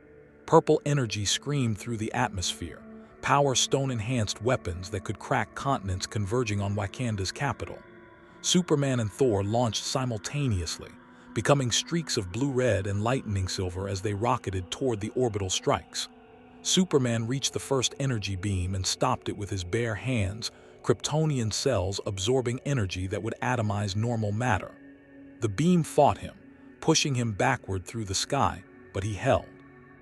Muscles straining, eyes glowing red as he redirected the beam's trajectory away from the city. Thor met the second beam with Stormbreaker, the god-forged weapon splitting the energy stream and channeling it harmlessly into the upper atmosphere. "Is this all you have, Titan?" he roared toward the ship. Asgard faced worse from frost giants. But there were 6 beams total, and only 2 heroes were intercepting them. Wonder Woman's lasso shot skyward impossibly far, wrapping around the third beam. The truth magic in the blessed weapon forced the energy to acknowledge its own nature, destructive power without purpose or meaning. The beam dissipated, unable to maintain cohesion when confronted with its own existential emptiness. 3 beams neutralized. 3 are still incoming. "Wakandan shields at maximum," T'Challa commanded. The vibranium barrier hummed to life, a dome of purple energy surrounding the capital.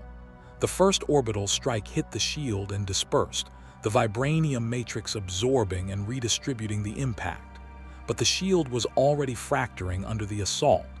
The second beam broke through, screaming toward the palace. And Cyborg's virus is activated. The beam stuttered, flickered, and died as Sanctuary II's weapons systems crashed, infected by technology from another universe that their firewalls had never been designed to counter. "Yes," Cyborg shouted. "Got them. Weapons are offline for at least." A boom tube opened in the center of the palace war room, not a portal created by the space stone's blue energy.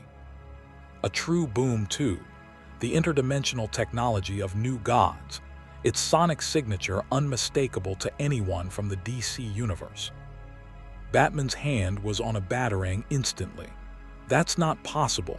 Mother Box technology doesn't exist in this universe." "Apparently," a cultured voice said from within the portal, "your assumptions require updating, detective." Through the boom tube stepped a figure the Justice League knew, though they'd hoped never to see again.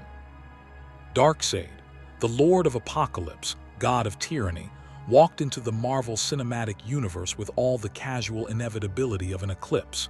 He was massive, gray-skinned, eyes glowing red with Omega energy. His presence bent reality simply by existing in it, the weight of his divine power pressing down on the room like atmospheric pressure. Behind him came the female Furies, Granny Goodness, Big Barda, Lashana, Mad Harriet, Stompa, Apocalypse's deadliest warriors, each one capable of fighting Justice League members to a standstill. "No," Superman breathed, his enhanced hearing picking up the boom tube's signature from orbit. He redirected mid-flight, returning to the palace. "No, not here, not now." Darkseid's eyes swept the room, cataloging the assembled heroes with the interest of a collector examining new acquisitions. When his gaze fell on the Avengers, something like amusement flickered across his stone-carved features. "How quaint, this universe has its own champions, primitive but earnest in their conviction." His voice was deep, resonant, carrying the weight of eons.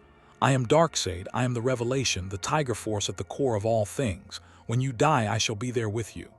"You're not supposed to be here," Batman said, his tactical mind reeling. The dimensional breach had brought the Justice League through, but it should have sealed. Unless... "The stones," Darkseid said, answering the unspoken question. "Their energy creates harmonics across dimensional barriers. When your enemy used 4 of them simultaneously, the resonance destabilized the membrane between our realities." He smiled, and it was a terrible thing to witness. "I simply widened the crack and stepped through." Thor raised Stormbreaker, lightning crackling. "I don't care what realm you're from. Threaten Earth, face Asgard's fury." "Asgard?" Darkseid's laugh was grinding stone. "Your Asgard is to true divinity as a candle is to a star. I have crushed pantheons that made your gods look like children playing with wooden swords." "Darkseid," Wonder Woman's voice cut through the rising tension, and she stepped forward with the bearing of one divine being addressing another. Whatever brought you here, Earth, this Earth is under our protection. You will not claim it. I'm not here for Earth, Amazon. Darkseid's eyes found Doctor Strange, specifically the eye of Agamotto glowing at his chest. I'm here for those. He pointed to the time stone. Then his gaze shifted to where Vision's time-locked form stood, the Mind Stone pulsing within. Infinity stones, Darkseid said with genuine interest. Fundamental forces given form. In my universe, I've spent millennia seeking the anti-life equation, the mathematical proof that free will is meaningless and all beings should submit to my rule. But these stones, his smile widened. These could provide a shortcut to the same conclusion. Oh hell no, Tony said, repulsors charging. We've got one cosmic dictator trying to collect magic rocks. We don't need two. You mistake me for Thanos, Darkseid said. The mad titan seeks balance through death. I seek order through subjugation. We have different philosophies but similar resource requirements. He gestured, and the female Furies spread out, each one taking a combat stance. You cannot oppose me, Darkseid continued. Your Justice League knows this truth. They've faced me before and survived only through fortune and my momentary disinterest. This universe's champions don't even know what they face. Steve Rogers had fought Nazis, aliens, robots, and his own teammates. He'd faced gods and monsters and never backed down. He wasn't starting now. Then we'll learn, Steve said, shield raised. Avengers, the palace exploded. Not from Darkseid's forces, from above. Because while everyone had been focused on the boom tube, Thanos had abandoned orbital bombardment for direct assault. The Mad Titan's ship fired retro thrusters and descended like a falling moon, its armored hull crashing through Wakanda's shields and the palace's upper floors with apocalyptic force. Stone and vibranium rained down as Sanctuary II buried itself in Wakanda's capital like a massive spear. From the ship's deployment bays, armies poured, not just outriders this time, but Chitauri soldiers, Sakaran mercenaries, and creatures from a dozen conquered worlds, all loyal to Thanos. And from the ship's command deck, Thanos himself descended on a gravitational platform, the Infinity Gauntlet glowing with 4 colors of universal power. He saw Darkseid. Darkseid saw him.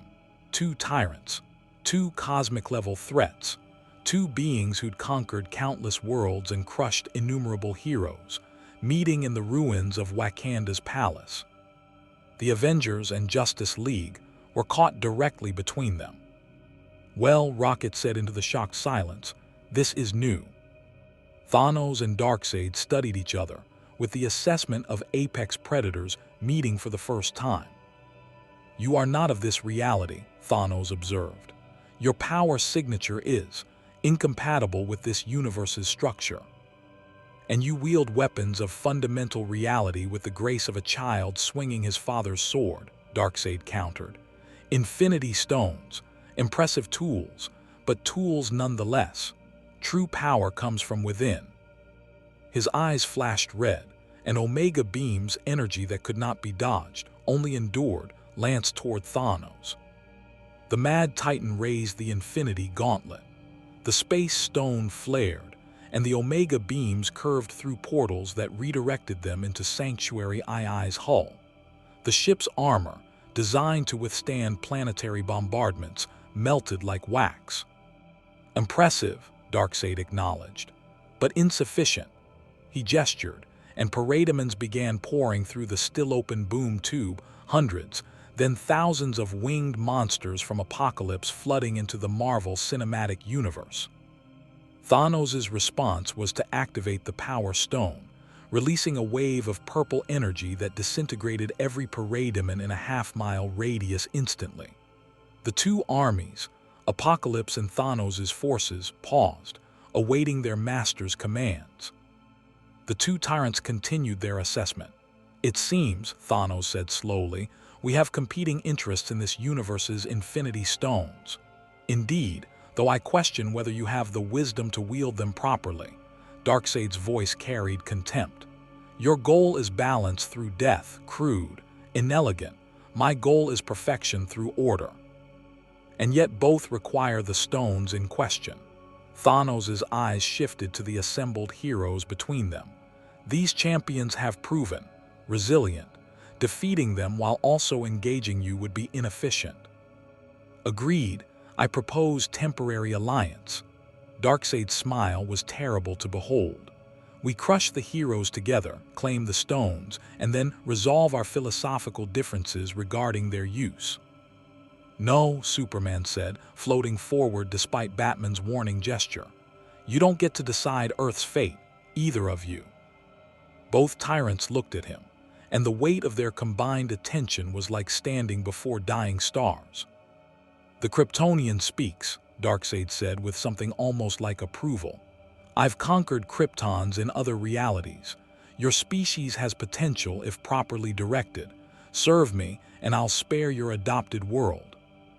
I've heard that offer before, Superman replied, his voice steady despite facing two beings who made Doomsday look manageable. The answer is the same now as it was then. No. Then you'll die with the others, Darkseid said simply. We've got to move, Batman's voice was urgent in the communication system. Now, scatter the forces, engage both armies, prevent them from coordinating. Are you insane? Tony shouted. We can barely handle one cosmic tyrant. Two is better than one, Batman interrupted. If they're fighting each other, they're not focusing on us. We use the chaos. He's right, Steve said, seeing the tactical opportunity. We've been trained for urban combat, guerrilla warfare, fighting against overwhelming odds. This is what we do. Wonder Woman's sword sang from its sheath. Finally, a battle worthy of legends. Justice League, Avengers, Steve said simultaneously. Together they shouted, Assemble. What followed wasn't a battle. It was an apocalypse given form. Superman and Thor engaged Darkseid directly, divine fury against a tyrannical god. Stormbreaker clashed with Omega beams while Heat Vision carved through Parademon swarms. Darkseid fought with casual efficiency, each movement precise, every counterattack devastating. Wonder Woman and the Hulk charged Thanos, the Amazon warrior and Rage incarnate, testing themselves against the Mad Titan's strength. Diana's sword actually drew blood, the first wound Thanos had taken in the entire Infinity War. He respected it enough to take her seriously, the Reality Stone warping space around her, while the Power Stone met Hulk's fists with equal force. The armies collided in a three-way bloodbath, Wakandan warriors and Avengers engaging Thanos' forces, Justice League members fighting Apocalypse's invasion, and the two alien armies occasionally turning on each other when their masters' conflict brought them into contact. Aquaman found himself fighting beside Rocket and Drax, the unlikely trio carving through Outriders and Parademons with equal enthusiasm. Your fish stick is effective, Drax shouted, his literal mind appreciating Aquaman's trident. It's called a trident, and I'm the king of Atlantis, Arthur replied, impaling three enemies with one thrust. I don't care if you're king of the tuna sandwiches, just keep killing the ugly ones. Rocket's weapon blazed. Which ugly ones? They're all ugly. The Flash, still without his speed, fought alongside Hawkeye and Black Widow, the three non-powered heroes proving that skill and determination mattered as much as superhuman abilities. Barry's forensic training let him predict enemy movements, Clint's arrows found impossible angles, and Natasha fought with the brutal efficiency of someone who'd survived the Red Room. You're pretty good for a guy who usually runs away, Natasha said, driving a blade through a Chitauri's throat. I prefer to think of it as tactical repositioning at high velocity, Barry replied, using a Chitauri weapon against its former owner. Cyborg and Tony fought back-to-back, their technological systems interfacing to create a shared tactical network. They could see what the other saw, anticipate each other's movements, and coordinate attacks with machine precision. Your tech is insane, Tony said, as Cyborg's arm cannon morphed into 3 different weapon configurations in as many seconds. Yours isn't exactly primitive, Cyborg replied, analyzing Tony's nanotech armor with admiration. We should compare notes if we survive. When we survive, I don't do pessimism. You literally created an AI designed to prevent human extinction because you were pessimistic about humanity's chances. That's not pessimism, that's realistic planning. Batman disappeared into the chaos, and suddenly, enemies were falling without anyone seeing what killed them. Smoke obscured entire sections of the battlefield. Chitauri weapons malfunctioned at critical moments. A Paradaman commander found his communication system broadcasting surrender orders. Wherever Batman moved, confusion and terror followed. "I really want to know what his superpower actually is," Rhodey muttered, watching enemy formations collapse without visible cause. "Intimidation and preparation," T'Challa replied, fighting alongside War Machine with Wakanda tech and vibranium claws. "I understand him. We're both ordinary men who have chosen to stand among gods. You're a king with super soldier enhancements and the most advanced technology on Earth. That's not ordinary." Compared to them, T'Challa gestured toward where Superman was currently throwing Darkseid through a building. "We might as well be, but we fight anyway." Doctor Strange had created multiple mirror dimension portals, using the fractured reality pockets to disorient and trap enemy forces. Parademons flew into portals and emerged in other sections of the battlefield, their momentum redirected into friendly fire. Chitauri soldiers found gravity revering or time slowing locally. But Strange's attention was divided, and he knew it. Somewhere in the chaos, he needed to make the choice he'd seen in his visions. The one sacrifice that led to victory. He just didn't know when that moment would arrive. Wanda fought with controlled fury, her hex bolts obliterating enemies with prejudice. She'd watched Vision get locked in temporal stasis, had nearly lost him completely. Now 2 more cosmic tyrants wanted to take him, and she was done with cosmic threats touching the people she loved. Scarlet energy erupted from her hands in waves, each blast carrying the weight of her grief and determination. Parademons disintegrated. Outriders turned to dust. Reality itself bent around her fury. "Miss Maximoff." Vision's synthesized voice spoke through their connection, his consciousness reaching out from the time lock. "Please be careful." "I'm ending this," Wanda replied through gritted teeth. "Whatever it takes." The battle raged through Wakanda's capital, 3 armies and 2 teams of heroes turning the city into a war zone. Buildings crumbled. The ground itself cracked under the impact of superhuman combat. The sky darkened with ships and flying combatants. And at the center of it all, 4 figures fought with the power to reshape reality itself. Darkseid, Thanos, Superman, Thor. Divine beings trading blows that cracked the earth and split the sky. Darkseid's Omega beams carved through buildings, the unavoidable energy seeking targets with malevolent intelligence. Superman caught one beam with his chest, his Kryptonian biology absorbing the energy even as it burned. Thor redirected another with Stormbreaker, sending it back toward its source. Thanos wielded the Infinity Stones with growing mastery, each stone working in concert with the others. Space warped to bring enemies into range. Reality shifted to create impossible angles of attack. Power amplified every physical blow. And the Soul Stone saw into the hearts of everyone it touched. It showed Thanos that Superman fought not from duty but from genuine love of humanity. Thor carried guilt over his failures to protect Asgard. That every hero on the battlefield had suffered loss and fought anyway. It showed Thanos his own soul, the Titan who'd watched his homeworld die and decided the universe needed culling to prevent that fate elsewhere. The monster who'd convinced himself mass murder was mercy. For one moment, Thanos hesitated. One moment was all Batman needed. The Dark Knight had been waiting, watching, analyzing the flow of battle. He'd seen Darkseid's pattern. The Lord of Apocalypse was arrogant, secure in his power, never considering that lesser beings might outthink him. He'd seen Thanos' discipline, every action purposeful, but that purpose made him predictable. And he'd seen the one moment when both tyrants would be distracted. "Strange," Batman's voice cut through the battle. "Now," Doctor Strange's hands moved in complex patterns, and the mirror dimension exploded outward, engulfing the entire battlefield in fractured reality. Suddenly, everyone was fighting in a world where gravity was optional, where buildings existed in multiple states simultaneously, where up and down lost meaning.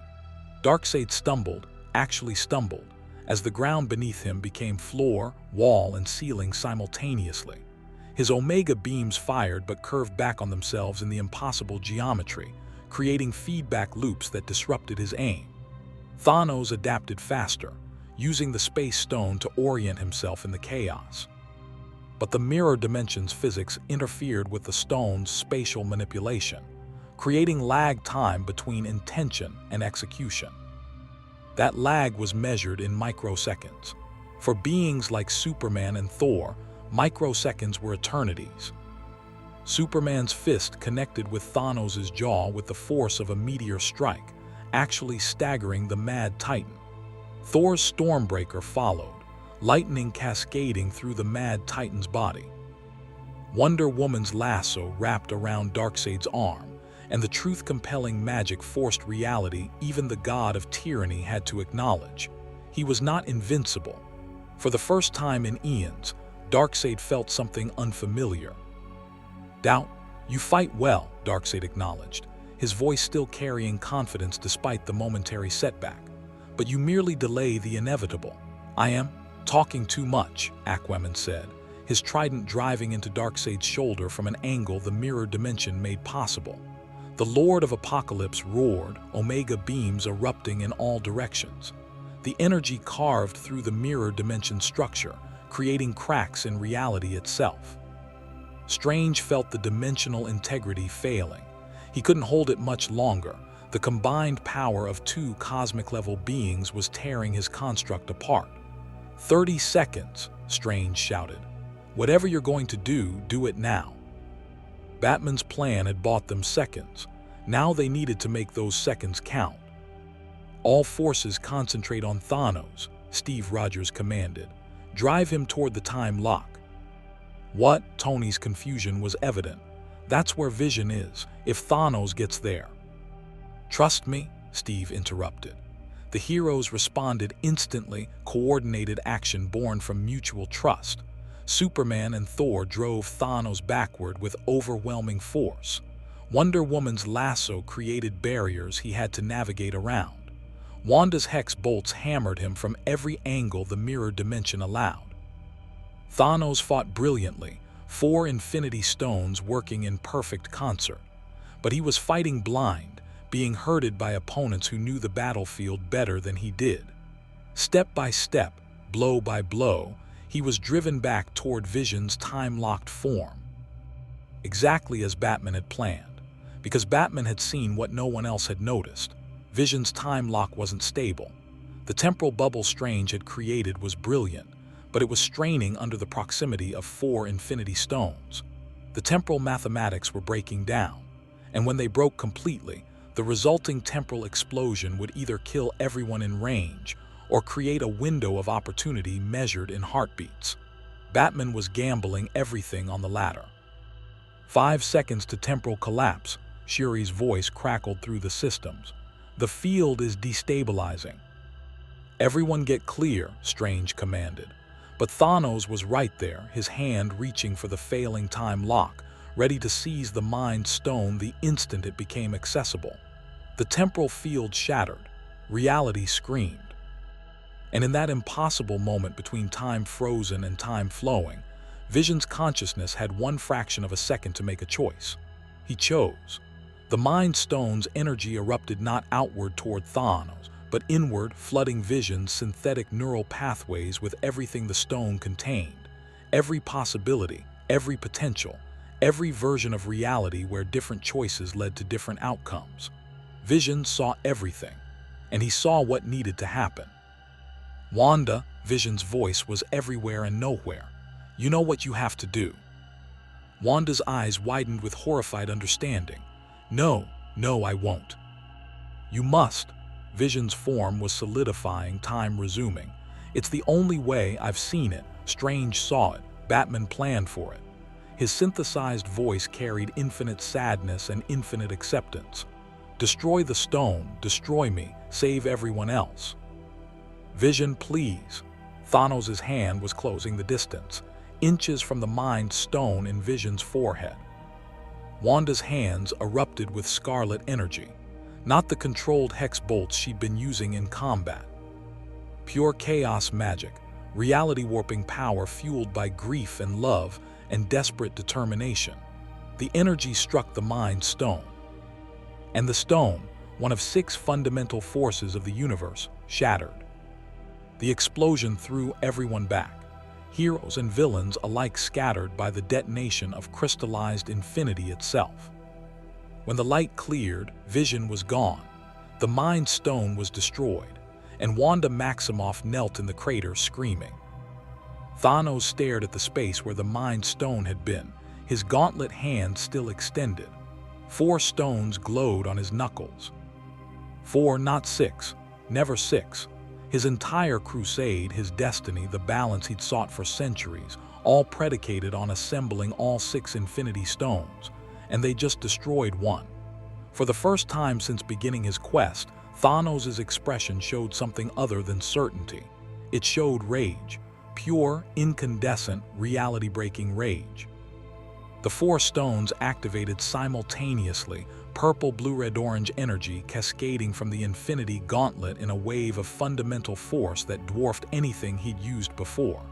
You've destroyed infinity itself. Thanos' voice was cold, absolute. For that, I'll destroy everything you love, starting with this planet. The Power Stone's energy built to apocalyptic levels, preparing to crack Earth's crust and boil its oceans. And Darkseid laughed. Magnificent, the Lord of Apocalypse stood in the ruins, his smile terrible and genuine. You see Avengers, you see Justice League. This is what true power looks like when mercy is abandoned. Thanos was holding back, trying to be balanced, but you've pushed him past that careful control. He gestured and the boom tube began expanding, pulling more and more of Apocalypse's armies through. Now we'll see which of us. Enough. The single word cut through everything. The battle, the cosmic rage, even Darkseid's monologue. Doctor Strange floated upward, the eye of Agamotto blazing with green fire. Around him, temporal energy manifested in visible spirals, the Time Stone's power no longer restrained. I've seen 14,605 futures, Strange said, his voice carrying the weight of every possibility he'd witnessed. In all but one, we lose. Thanos wins. Half the universe dies. He looked at Tony Stark specifically. But in that one future where we win, the future we're in right now, the Mind Stone had to be destroyed. Vision had to die. Wanda had to make the impossible choice. Strange's eyes glowed with temporal power, because Thanos needed to be pushed past his discipline, past his balance, past his control. To what end, sorcerer? Darkseid demanded. To this moment, right now, where Thanos is so enraged he's about to destroy Earth with the Power Stone, which requires channeling every bit of the stone's combined energy through the gauntlet. Understanding dawned on Batman's face. The gauntlet can't handle that much power all at once. It'll overload. For approximately 3 seconds, Strange confirmed. 3 seconds where the Infinity Stone's energy will be entirely focused on planetary destruction, leaving Thanos himself temporarily vulnerable. Tony Stark's mind raced ahead to the conclusion. You've seen the future. You know what happens next. What do we need to do? Strange looked at him with infinite sadness. Mr. Stark, you're going to need to suit up. And Tony understood. In the one future where they won, he knew exactly what had to happen, what he had to do. What would cost? Yeah, Tony said quietly, his armor systems already running calculations, preparing for what came next. Yeah, I thought it might come to that. The mirror dimension collapsed completely, reality reasserting itself.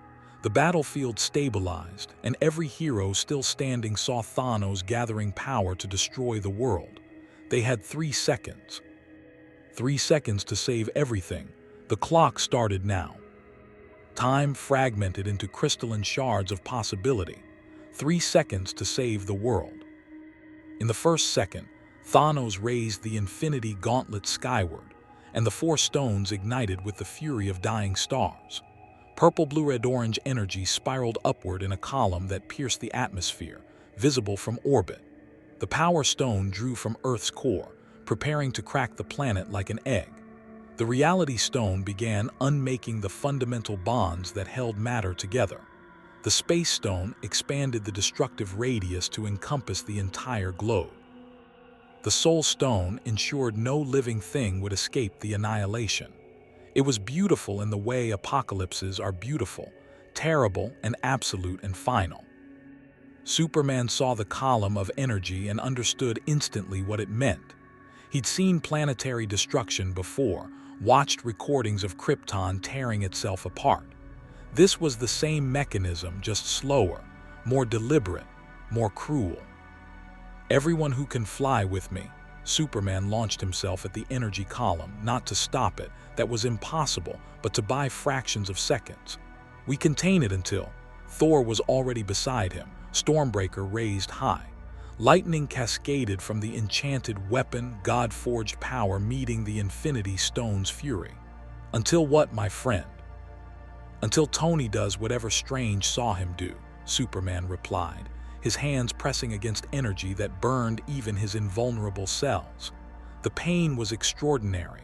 He ignored it. Wonder Woman joined them, her bracers crossed to deflect and absorb the energy overflow. Divine metal forged by Hephaestus himself screamed under the assault, but held. We cannot maintain this for long. We don't have to, Batman's voice came through the communication system, cold certainty despite the world ending around them. Just 2 more seconds. In the second, Tony Stark's armor transformed. Nanobots flowed across his body in patterns he'd only theorized about, never dared implement because the energy requirements were suicide. The arc reactor in his chest burned white-hot, drawing on reserves that would kill him in minutes, maybe less. Friday's voice was frantic in his helmet. Boss, these power levels will cause catastrophic system failure. You'll. I know, Tony interrupted. He'd known since Strange gave him that look. The look that said, in the one future where we win, you don't make it home. Override all safety protocols. Authorization Stark Alpha 00. Tony, please, Friday. His voice softened. It's okay, save the data, make sure Peter gets it, and tell Pepper. He paused, watching his power levels spike into the red. Tell her I'm sorry I couldn't make that dinner reservation. Recording message, Friday said quietly. Godspeed, boss. The nanobots completed their transformation. Tony's armor was no longer just armor. It was a weapon system designed for one purpose: accessing the Infinity Gauntlet's network during the 3-second window when all 4 stones were channeling through a single focal point. Cyborg's technological consciousness interfaced with Tony's systems, lending processing power that originated from Mother Box technology, science so advanced it bordered on divine. I'm with you. Whatever you're planning, I can help. You're going to hate this, Tony warned. Probably do it anyway. The armor's new configuration included something impossible, a containment matrix built from studying Vision's quantum signature, Strange's temporal equations, and Shuri's vibranium resonance patterns. It could theoretically hold an Infinity Stone's energy. Theoretically. For about 5 seconds before the human inside cooked, Tony had 4 stones to deal with. Simple math. He was going to die 20 seconds after this started. Give or take. Avengers, Tony said, his voice carrying to every hero on the battlefield. It's been an honor. He activated the Matrix and flew straight at Thanos. Not at the mad Titan himself, at the Infinity Gauntlet's energy signature, the network of power connecting the 4 stones to their wielder.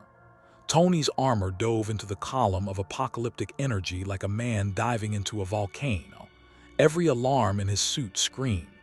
The nanobots began disintegrating immediately. His skin started burning through the armor's protective layers. But for one perfect moment, Tony Stark's consciousness touched the Infinity Stone's network, and he understood everything. He saw why Thanos wanted balance.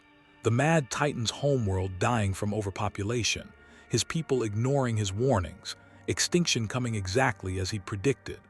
He saw the Soul Stone's terrible price, Gamora falling to her death on Vormir, Thanos weeping as he murdered his daughter to obtain the stone. He saw the weight of knowing you're right, and that being right requires unimaginable evil. He also saw that Thanos was wrong. Balance through death wasn't wisdom. It was trauma masquerading as philosophy. It was one being's pain projected across the universe and called mercy. And Tony Stark rejected it with every fiber of his being. "Friday," Tony said through gritted teeth as his body started failing. "Execute program, Control-Alt-Delete."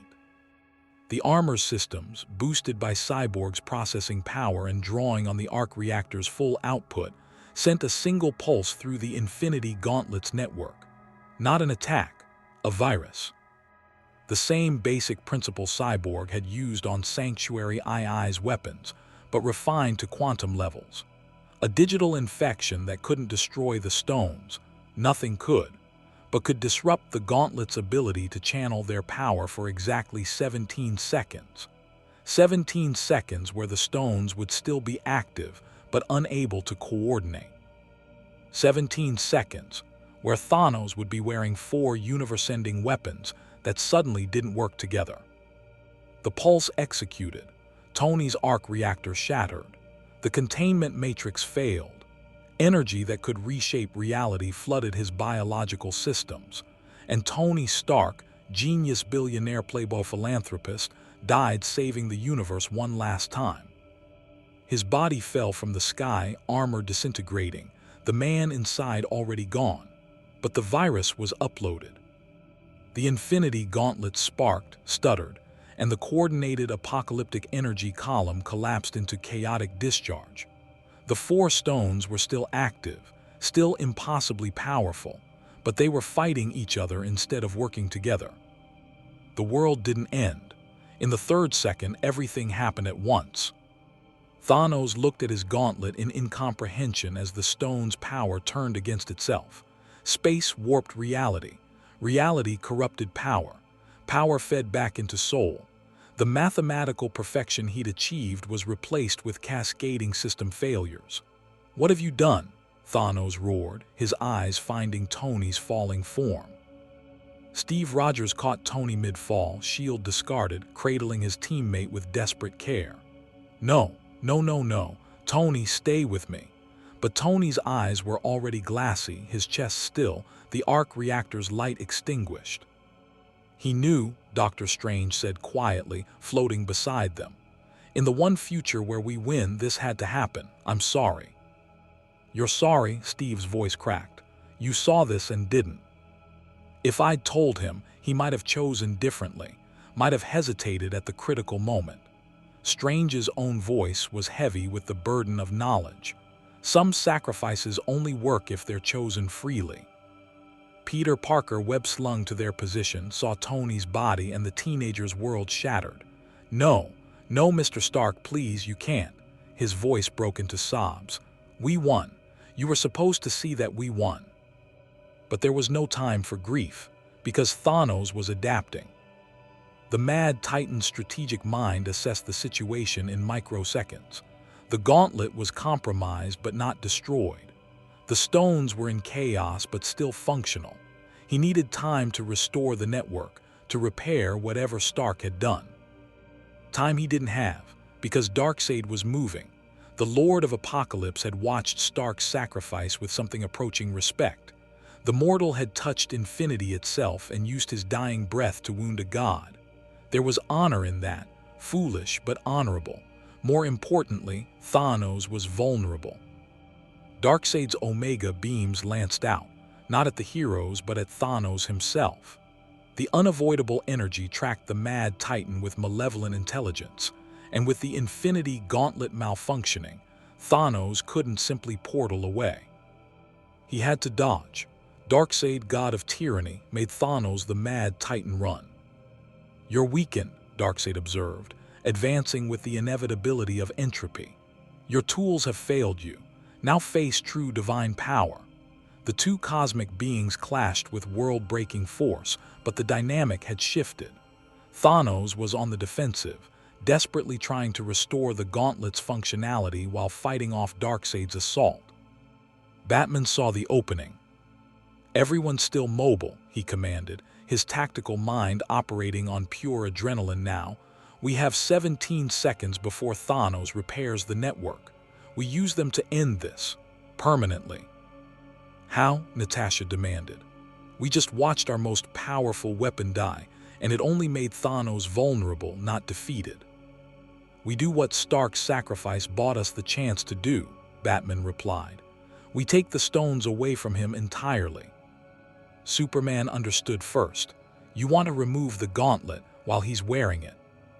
While he's fighting Darkseid and the stones are in chaos.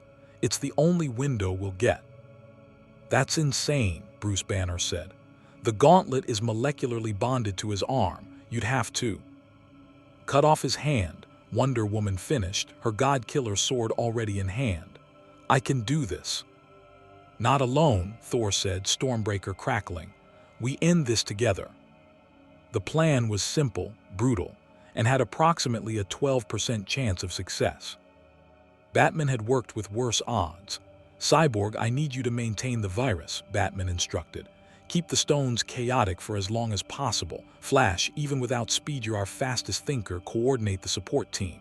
Everyone else, we create an opening for Diana and Thor." "What about Darkseid?" Rhodey asked. "Even if we stop Thanos, we've still got a god from another universe trying to conquer Earth." "One apocalypse at a time," Batman replied. The Avengers and Justice League moved as one coordinated force, dozens of heroes with one purpose: give Wonder Woman and Thor a clear shot at Thanos' gauntlet hand. Hawkeye's explosive arrows created chaos and confusion. Black Widow's electric charges disrupted Thanos' tactical focus. Hulk charged with pure rage, forcing the Mad Titan to divide his attention. Wanda's Hex bolts, powered by grief over Vision and fury over Tony's death, hammered Thanos with reality-warping force. Aquaman's trident struck from an impossible angle, drawing blue blood. Rocket's weapons blazed from cover. Groot's vines erupted from the earth, trying to entangle the Mad Titan's legs. Every attack was designed not to kill. They couldn't, not with the stone's passive protection, but to distract, to create the one moment of vulnerability they needed. Darkseid saw what they were attempting and in a moment of pragmatic alliance intensified his assault. Omega beams carved through the air. The god of tyranny's physical blows shook the earth. He wanted those stones for himself, which meant keeping Thanos off balance. Thanos fought brilliantly despite the chaos. Even with the gauntlet malfunctioning, even outnumbered by two universes' champions, even with a god from another reality trying to kill him, the Mad Titan was holding his own. But he was mortal. Enhanced, augmented, incredibly powerful, but mortal, and mortals make mistakes. Thanos focused too much on Darkseid's Omega beams, the only attack that genuinely threatened him. He pivoted to dodge, raising the gauntlet to attempt a reality stone defense despite the network failures. For one fraction of a second, his gauntlet arm was extended, isolated, vulnerable. "Now," Batman shouted. Wonder Woman moved with speed that made her a blur even to Superman's eyes. 3,000 years of combat experience, divine strength granted by Zeus himself, and a sword forged to kill gods converged in one perfect strike. The God-Killer blade swung in an arc that terminated at Thanos' wrist. The sword was sharp enough to cut through anything mortal. The swing carried enough force to shatter mountains. But Thanos wasn't mortal, and the Infinity Stone's residual protection was still active even in their chaotic state. The blade bit into purple flesh, cut through alien bone, and stopped halfway through Thanos' wrist, wedged in enhanced tissue that even God-forged steel couldn't sever cleanly. Not alone. Thor's Stormbreaker fell like judgment itself, the God-King of Asgard channeling every bit of divine fury, every ounce of grief for his people, every moment of rage at the being who destroyed half the universe's hope. Lightning cascaded from the enchanted weapon, amplifying the strike beyond mere physical force. Stormbreaker hit the God-Killer's sword like a hammer striking a chisel. The combined force was enough. Thanos' hand, still wearing the Infinity Gauntlet, separated from his arm. The Mad Titan's scream was rage and pain and disbelief combined.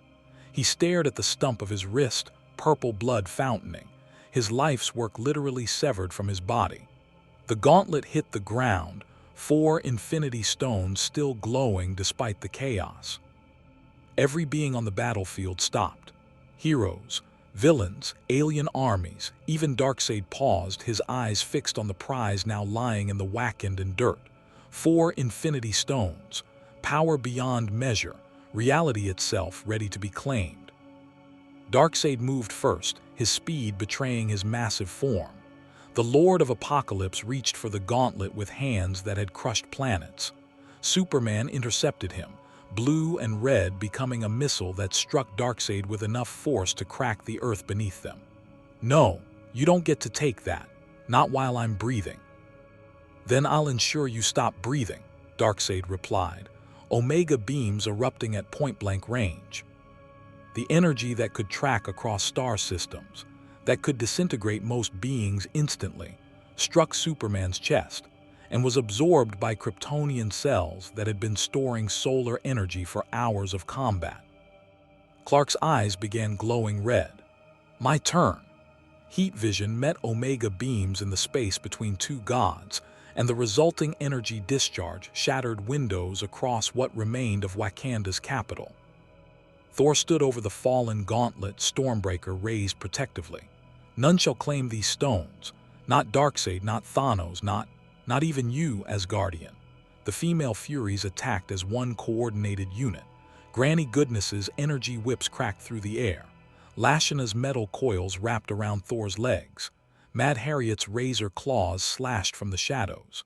Stompa's earth-shaking stomp literally cratered the ground beneath Thor's feet. And Big Barda, the most powerful of the Furies, her Megarod swinging with force that rivaled Thor's own, struck the god of thunder directly in the chest. Thor flew backward, and the gauntlet lay undefended. Batman's grapnel fired, the line wrapping around the gauntlet. He yanked, pulling the artifact away from the immediate combat zone directly into Thanos' remaining hand. The Mad Titan, bleeding and maimed but still impossibly strong, caught the gauntlet with his left hand. His eyes met Batman's, and for a moment the billionaire vigilante stared into the face of a cosmic-level threat and saw something unexpected: respect. "You fight well, mortal," Thanos said, his voice tight with pain. "You've cost me my hand and my destiny, but this isn't over." He raised the gauntlet, held awkwardly in his non-dominant hand, still malfunctioning from Tony's virus, and activated the Space Stone. Blue energy swirled, a portal forming despite the network chaos. Thanos was retreating, pulling back to recover, to repair the damage, to return another day. "Let me end this," Aquaman said, his trident raised. One throw, one perfect strike while Thanos was vulnerable. "No," Steve Rogers said quietly, "let him go." "Are you insane?" Rocket shouted. "He's right there, we can finish this." "Look around," Steve replied. Everyone did. Darkseid and Superman were tearing through Wakanda in a combat that was reshaping the landscape. The female Furies were engaging Thor, Wonder Woman, and Hulk simultaneously. Parademon and Outrider armies still battled across the capital. The heroes were exhausted, wounded, and operating on fumes. And Tony Stark's body lay where Steve had gently placed it, a reminder of what this fight had already cost. "If we chase Thanos now, we can't also fight Darkseid," Steve said. "We can't protect the city, can't save the people still trapped in the rubble, can't honor Tony's sacrifice by preserving what he died to protect." His voice carried the weight of command. "We've taken the stones away from Thanos. The Mind Stone is destroyed. He can't complete his plan. That's enough for today." Thanos heard the words through the portal, and something flickered across his face. Not gratitude. The Mad Titan was beyond such sentiments, but acknowledgement. "We will meet again, Avengers, Justice League." Thanos looked at his severed wrist, the stump already being sealed by his alien physiology's healing factor. Next time I'll be prepared for both your courage and your cunning. The portal collapsed and Thanos was gone. The Infinity Gauntlet with 4 stones disappeared with him. Damn it, Natasha slammed her fist against the rubble. We had him. We had a choice, Batman corrected. Stop Thanos permanently and lose to Darkseid, or survive today and fight tomorrow. He looked at Superman and Darkseid's battle, watching the 2 divine beings trade blows that shook reality. We chose survival. Batman's right, T'Challa said, coordinating Wakandan forces to evacuate civilians. Wakanda cannot sustain 2 cosmic battles simultaneously. We must prioritize our people. Doctor Strange descended, the time stone glowing but diminished. Using it to witness millions of futures had cost him significantly. The future is in flux again.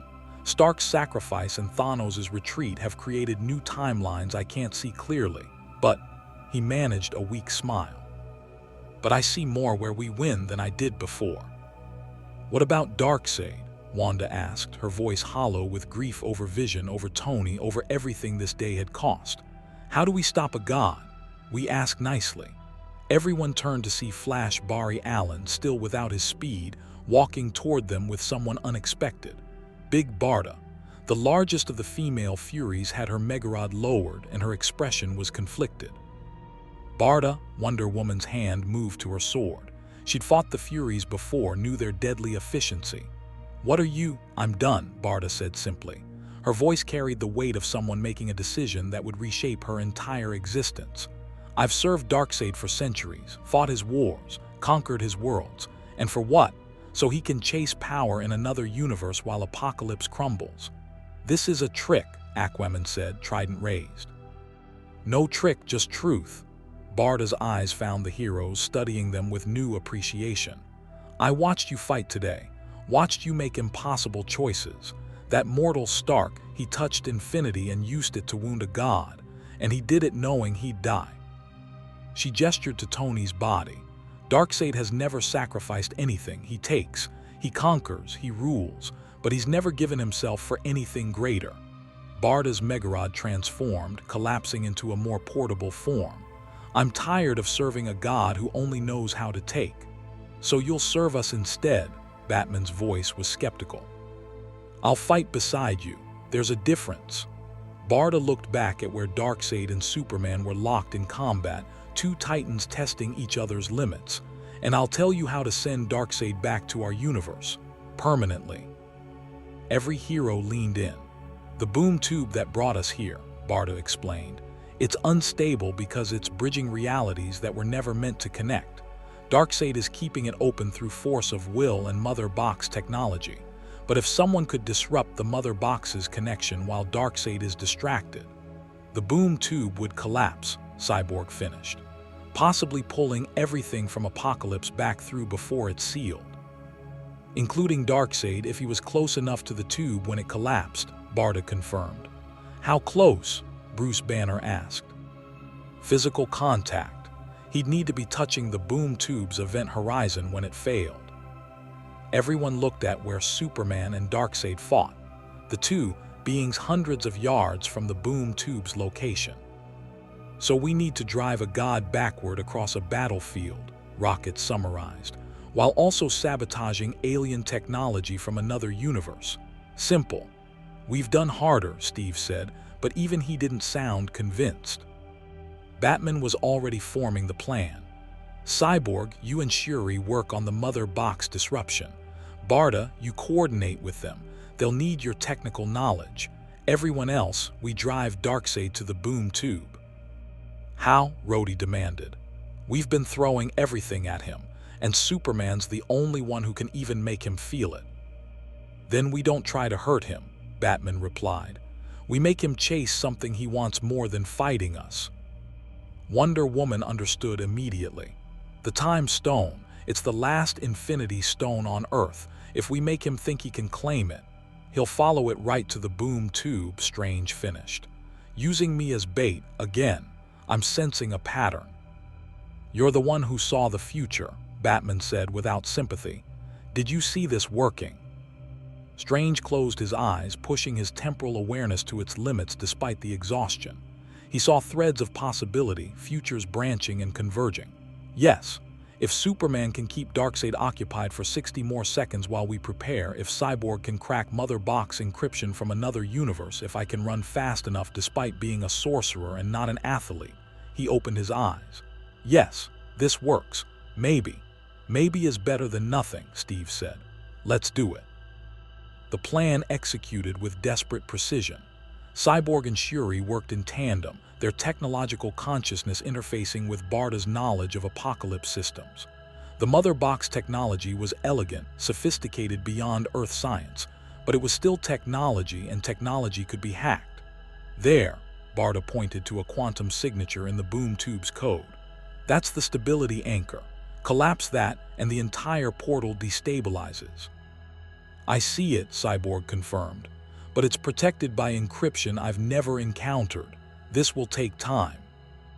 We don't have time, Shuri said, her fingers flying across holographic displays, but we have pattern recognition. Her genius mind analyzed the encryption, finding repeating elements and mathematical structures. It's not random, it's based on dimensional harmonics, music of the spheres. New gods view reality as an equation and symphony combined, Barda explained. The encryption is mathematical art. Then we treat it as art, Shuri said, adapting her approach. Suddenly, she wasn't breaking code. She was finding the dissonant note in a cosmic composition. Cyborg followed her lead, his processing power adding computational strength to her creative insight. The encryption began to crack. Meanwhile, Dr. Strange ran. Not the graceful movement of a sorcerer floating on mystical currents, but the awkward sprint of a man who'd spent more time in libraries than gyms. His cloak of levitation tried to help, but he'd specifically told it to stay inactive. This needed to look like desperate flight, not strategic retreat. Behind him, Darkseid pursued. The god of tyranny had broken off from Superman when he saw Strange running toward the boom tube, the time stone glowing at his chest like a beacon. The calculation was simple. Fighting Superman achieved nothing concrete, but claiming the last Infinity Stone on Earth was a tangible goal. You run from the inevitable, sorcerer, Darkseid called, his voice carrying across the battlefield. I am entropy. I am ending. You cannot escape me. Not trying to escape, Strange muttered, running faster. Just trying not to die before reaching my mark. Superman rocketed after Darkseid heat vision, lancing out to slow the god's pursuit. Each beam forced Darkseid to dodge or deflect, buying Strange precious seconds. Wonder Woman joined the harassment, her lasso creating barriers that Darkseid had to navigate around. Thor's lightning struck from above. Hulk's thrown boulders, entire boulders, created obstacles. None of it stopped Darkseid, but it slowed him, channeled him, drove him step by step toward the boom tube. 30 seconds, Cyborg called. I'm almost through the encryption. Strange was 20 yards from the boom tube. Darkseid was 15 yards behind him. The math wasn't working. I need more time, Strange shouted. You don't have it, Batman's voice cut through. Barry now. The Flash Barry Allen, forensic scientist, hero without his powers, did the only thing he could do. He tackled Dr. Strange. The two men went down in a tangle of cloaks and limbs, falling directly in front of the boom tube's event horizon. The eye of Agamotto tumbled from Strange's chest, the time stone glowing as it skittered across Wakanda soil. Directly toward the boom tube, directly toward Darkseid, the Lord of Apocalypse's eyes widened with triumph. The time stone, power over the fourth dimension itself, rolling toward him like a gift from destiny. He lunged forward, his hand extending to claim the prize. His fingers touched the stone just as his body crossed the boom tube's event horizon, and Cyborg's hack completed. The Mother Box's stability anchor collapsed. The boom tube began to fail, dimensional physics revering as the portal tried to close. Instead of allowing passage between universes, it became a gravitational singularity, pulling everything from Apocalypse back toward its home reality. Darkseid's eyes widened with understanding. No, He tried to pull back, tried to resist the collapsing portal's gravitational pull. But he was touching the event horizon, and he just grabbed an infinity stone with his bare hand. The time stone activated reflexively, temporal energy flooding through Darkseid's divine physiology. Not under his control, just raw temporal force reacting to being touched by a being of immense power. For one impossible moment, Darkseid experienced every instant of his own existence simultaneously. Every conquest, every defeat, every moment of triumph and rare moments of doubt, all happening at once. The temporal overload disrupted his concentration just enough. The boom tube's collapse accelerated, and Darkseid, god of tyranny, lord of apocalypse, one of the most powerful beings in the DC universe, was yanked backward through the portal like a child pulled by an undertow. "This isn't over," Darkseid's roar echoed across dimensions. "I'll return, I'll." The boom tube sealed with a thunderclap of imploding reality. Darkseid was gone. The female Furies, the Parademons, every piece of Apocalypse technology, all pulled back through the portal in its final seconds, except Big Barda, who'd been far enough from the tube to avoid its gravitational pull. She stood alone, watching the space where her former master had vanished. "It's done," she said quietly. "He's back in our universe, and the dimensional breach is sealed." Superman descended slowly, his body showing the strain of fighting two cosmic-level beings in one day. Will he be able to return? Not easily. The breach was created by specific circumstances, Infinity Stone usage resonating with boom tube technology. Without those exact conditions, Barda shook her head, he's trapped in our reality, for now. The battlefield fell silent, except for the groans of wounded and the crackle of fires. They'd won, sort of. Thanos had escaped with 4 Infinity Stones but was wounded and unable to complete his plan. Darkseid had been driven back to his home universe. Earth was saved, but the cost was written in blood and ash across Wakanda's capital. Tony Stark was dead. Vision was dead. Hundreds of Wakandan warriors had fallen. The city was in ruins, and both threats remained. Thanos would heal and return. Darkseid would eventually find another way through. This was victory, only in the sense that they were still alive to fight tomorrow. Steve Rogers walked to where Tony's body lay. He knelt beside his friend, his teammate, the man he'd fought with and against and ultimately fought beside when it mattered most. "We won, Tony," Steve said quietly. "You bought us the time we needed, gave us the chance we needed, just like you always do." Peter Parker was crying, his mask pulled off, teenage grief raw and unrestrained. He was supposed to be okay. He always makes it out. He's Iron Man. "He was a man," Natasha said gently, her own eyes wet. "A good man who made a choice to save the world. That's what heroes do." The Justice League stood at a respectful distance, giving the Avengers space to grieve their fallen. They'd lost teammates before, knew the hollow ache of victory bought with friends' lives. Superman found Batman in the shadows, the Dark Knight watching everything with eyes that missed nothing. "We need to get home," Clark said quietly. "Our Earth still needs us. Darkseid's back there probably planning his next move, and we're stuck here." "I know," Batman replied. "I've been thinking about that. The dimensional breach was caused by specific conditions, but Cyborg and I might be able to recreate them artificially. We'd need resources, time, and another Infinity Stone activation to create the resonance," Cyborg said, joining them. His systems were exhausted but still functional. "I analyzed the energy signature when Thanos used 4 stones. If Strange used the time stone with sufficient power at the exact moment I opened a boom tube, we could punch through back to our universe," Batman finished. Doctor Strange floated over, looking more exhausted than Clark had ever seen a person look. "I can do it. One more major time stone activation, but it has to be soon. The barriers between realities are still unstable from Darkseid's breach. In a few days, they'll solidify and the window closes. Then we have our timeline," Batman said. "But first, we help here. We owe them that much." Superman nodded. Agreed. We don't leave allies in the dark. The next hours were triage and reconstruction. Wakandan medical teams worked alongside heroes to save the wounded. Shuri coordinated rebuilding efforts. T'Challa addressed his people, speaking of courage and loss and the price of protecting their home. The Justice League and Avengers worked side by side, moving rubble, rescuing survivors, beginning the long process of putting Wakanda back together. But as the sun set on the battlefield, painting the sky in shades of orange and red that reminded everyone of fire and blood, the assembled heroes gathered for a different purpose: to say goodbye to Tony Stark. There was no coffin.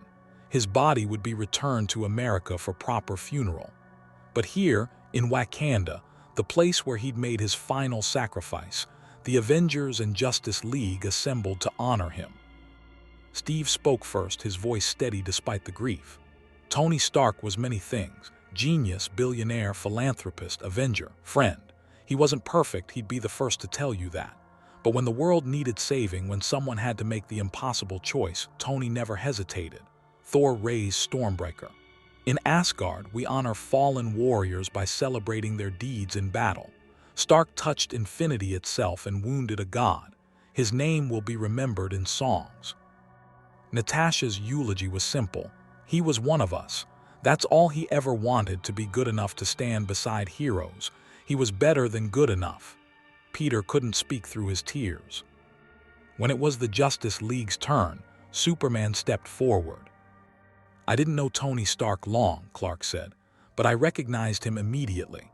He was like Batman, someone without powers who stood among gods and refused to be diminished. He saw impossible problems and solved them through sheer force of will and intelligence." He paused. "Our worlds are different in many ways, but both have people like Tony. People who prove that heroism isn't about strength or speed or invulnerability.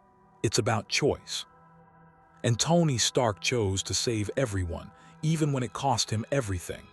Wonder Woman added, "In the Amazon tradition, warriors who die in battle protecting others are honored as champions. We would count Tony Stark among our greatest." Even Batman, who'd known Stark for only hours, spoke. "I studied him while we worked together. His mind was extraordinary. He saw connections others missed, solved problems through unconventional thinking. In my world, we'd call him a genius. Here, you called him Iron Man. Both are correct. Both are insufficient to capture what he truly was." A pause. "The world is less without him." As darkness fell, the heroes dispersed to their various tasks, but a few remained at the memorial. This response paused because Claude reached its max length for a message. Hit continued to nudge Claude's sight. Steve and Natasha stood together, silent in their grief. Peter sat with his head in his hands, Wanda beside him offering quiet comfort born from her own loss. And Barry Allen, the Flash, still without his powers, looked up at the stars visible through Wakanda's damaged city and thought about sacrifice. "We should get home," Barry said to his League teammates, "before our window closes." "Tomorrow," Superman replied. "Tonight we honor the fallen. Tomorrow we return to our Earth and honor them by continuing the fight they died protecting." In the ruins of Wakanda's palace, Cyborg and Shuri worked through the night, finalizing the calculations for the dimensional breach that would send the Justice League home. "This will work," Shuri said, though whether she was reassuring Cyborg or herself wasn't clear. "The math is sound." "The math is theoretical," Cyborg corrected gently. "But yes, it should work, probably." Probably is better than nothing. They worked in comfortable silence, two geniuses from different universes united by technology and purpose. And in the shadows of ruined Wakanda, Bruce Wayne stood watch over the city, his eyes scanning for threats that might come in the night. Because Batman never slept when people needed protecting, even in someone else's universe. The sun rose over Wakanda in shades of gold and crimson, painting the ruins of the capital in colors that reminded everyone of both hope and bloodshed. The city had survived the night. No secondary attacks, no Thanos returning for vengeance, no dimensional breaches tearing reality apart. Just the quiet aftermath of war, where survivors counted their dead and began the impossible work of rebuilding. Doctor Strange stood at the center of what had been the palace throne room, now open to the sky where Sanctuary II had crashed through. The eye of Agamotto glowed at his chest, pulsing with temporal energy as he prepared for one final massive use of the Time Stone. "Are you certain about this?" T'Challa asked, watching the sorcerer's preparations with concern. "You look like you've aged a decade in a day." Using the Time Stone to view millions of futures, then wielding it against Darkseid, then using it now to breach dimensional barriers. Strange managed a tired smile. "Let's just say I'm looking forward to a very long nap when this is over."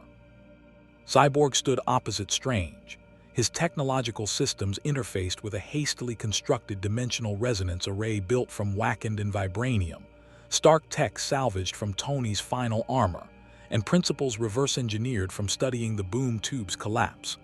The device looked like it had been assembled by someone working from a fever dream, which wasn't far from the truth.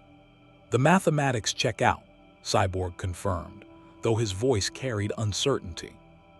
"In theory, when Strange activates the Time Stone at sufficient power, the temporal energy will create a harmonic frequency.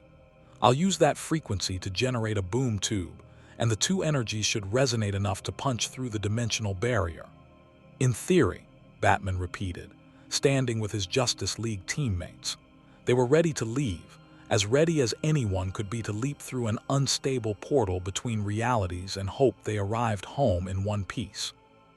"It's the best option we have," Shuri said. She'd worked 36 hours straight on the calculations, fueled by Wakandan stimulants and the fierce determination to send Earth's unexpected allies home safely. "The dimensional barriers are already beginning to solidify. In another 12 hours, this won't be possible at all." The Avengers had gathered to see the Justice League off. Steve Rogers stood at attention, shield on his back despite the cracks from where Thanos had shattered it. Natasha, beside him, composed despite the exhaustion in her eyes. Bruce Banner in human form, glasses slightly askew. Thor with Stormbreaker, the god of thunder, looking diminished by loss. Rhodey in war machine armor. Rocket carrying weapons he probably shouldn't have. Groot is standing silent guard. And Peter Parker, eyes still red from crying, who'd insisted on being here despite Steve's suggestion that he rest. Wanda stood apart from the others, her gaze distant. She'd spent the night at the crater where Vision's temporal lock had failed, where she destroyed the Mind Stone and the man she loved. Nobody had disturbed her vigil. "Before you go," Steve said, stepping forward, "I wanted to say thank you. Without the Justice League, Thanos would have the Mind Stone. Earth would be facing extinction. We owe you everything." Superman met Steve's eyes, seeing the weight of leadership both men carried. "You owe us nothing. We did what heroes do. We fought for the innocent. In any universe, that's the only job that matters." "Still," Natasha added, "you came from another reality, adapted to our world in hours, and helped us survive 2 cosmic-level threats. That's nothing." Wonder Woman inclined her head respectfully. "You honored us by fighting beside us. In the Amazon tradition, that makes us S.H.I.E.L.D. sisters and S.H.I.E.L.D. brothers. We will remember the Avengers." Thor laughed, the sound carrying genuine warmth despite the grief underneath. "When I return to what remains of Asgard, I'll tell stories of the day gods from another universe helped save ours. The Skalds will sing of Superman's strength and Batman's cunning for generations." "Please don't," Batman said flatly. "Singing is unnecessary." "Everything is better with singing," Thor insisted. Aquaman stepped forward, addressing T'Challa directly. "You rule well, Black Panther. Your people fought with courage and honor.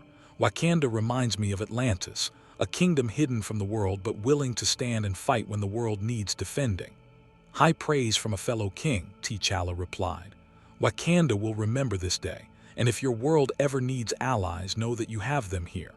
Even across dimensional barriers," Aquaman smiled. "I'll hold you to that." The Flash Barry Allen, still powerless but no less heroic, found Peter Parker in the crowd. "Hey, Spider-Kid." "Spider-Man," Peter corrected automatically, then managed a weak smile. "Sorry, force of habit." Never apologize for your identity. Barry crouched to Peter's level. I know what you're feeling right now. I've lost mentors, friends, people I looked up to. It doesn't get easier, but you learn to carry it. To honor them by being the hero they believed you could be. Mr. Stark believed I could be an Avenger, Peter said quietly. That I could be like him. Then prove him right, Barry stood. And when you doubt yourself, because you will, everyone does, remember that he touched infinity and used his last breath to wound a god. That's the kind of man who chose to mentor you. He saw something in you worth protecting, worth teaching. Don't let his sacrifice be the end of that story. Let it be the beginning of yours. Peter nodded, unable to speak past the lump in his throat. Cyborg approached Bruce Banner, and the two scientists shared the understanding of men who saw the world through equations and possibilities. Your work on gamma radiation, it's brilliant. Dangerous, but brilliant. In our world, we have scientists like you. People who push boundaries and sometimes get pushed back. I got pushed back pretty hard, Bruce said with self-deprecating humor, gesturing at himself. Other guys' proof of that. Maybe, or maybe you're proof that even disasters can become miracles if you're strong enough to control them. Cyborg's optical components glowed with sincerity. You've turned a weapon into a protector. That's not failure. That's redemption. Big Barda stood apart from the Avengers, still uncertain of her place in this universe, in this team, in this new life she'd chosen by betraying Darkseid. Wonder Woman approached her, warrior to warrior. You made a brave choice, Diana said. Defying the god you served for centuries. That takes strength most will never know. Or stupidity, Barda replied. Darkseid won't forgive this betrayal if he ever returns to this universe. Then you'll fight him beside us. No one faces their former masters alone. Diana's hand rested on Barda's shoulder. In my world, I know Barda of the New Gods. She fights alongside heroes, not against them. You've started walking that same path here. Honor it. I'll try, Barda said simply. Batman approached Steve Rogers, and the two tacticians studied each other with mutual respect. Your world is different from ours, Batman said. Your Avengers fight more reactively, less prepared for every contingency. It makes you vulnerable. Probably, Steve agreed. But it also keeps us flexible, able to adapt when plans fail. Plans fail because they weren't comprehensive enough. Or because the enemy is chaos incarnate and planning is impossible. Steve smiled slightly. We have different philosophies, both work, both have saved the world. Multiple times, Batman acknowledged. Your record speaks for itself. So does yours. The Justice League, you've been doing this longer than we have. Face more cosmic threats, more reality-ending scenarios. Steve's expression grew serious. How do you keep going? How do you face impossible odds and still believe you'll win? Batman was quiet for a moment, considering. In his world, people asked him that question constantly. His answer was usually a deflection or tactical analysis. But Steve Rogers deserved honesty. I don't always believe we'll win, Batman admitted. But I always believe that if we prepare enough, think far enough ahead, understand our enemies completely, we maximize our chances. And those chances are all anyone gets. Preparation and discipline, Steve nodded. That's how you beat gods. That's how mortals survive in a universe of gods, Batman corrected. We can't match their power, so we match their thinking. Stay 3 steps ahead. Make them react to us instead of the reverse. I'll remember that for the next time. Steve extended his hand. Thank you, Batman, for everything. Batman shook his hand. Survive long enough to make Tony Stark's sacrifice matter. That's all the thanks required. Superman floated to where Wanda sat alone, sensing her isolation even in the crowd. He descended gently, respectful of her grief. I'm sorry about Vision, Clark said quietly. I know what it's like to lose someone you love. Do you? Wanda's voice wasn't hostile, just hollow. Have you ever had to kill the person you love to save the universe? No, Superman admitted. But I've had to make choices where every option meant someone died.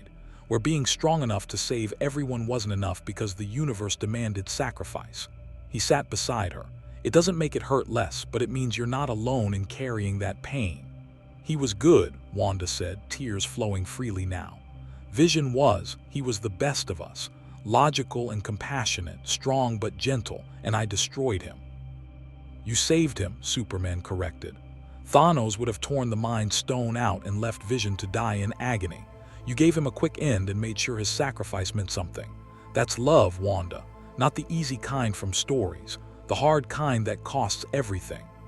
Wanda looked at him, seeing the alien refugee who'd become Earth's greatest symbol of hope, and recognized someone who understood impossible choices. How do you keep hopping? She asked.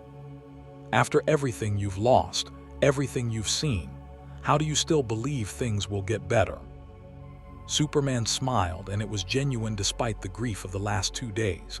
Because giving up hope means Thanos wins, Darkseid wins, every tyrant who thinks power justifies cruelty wins. He looked up at the Wakandan sky, still beautiful despite the ruins around them. Hope isn't about being naive or ignorant of darkness. It's about choosing to believe that light matters anyway, that we matter anyway.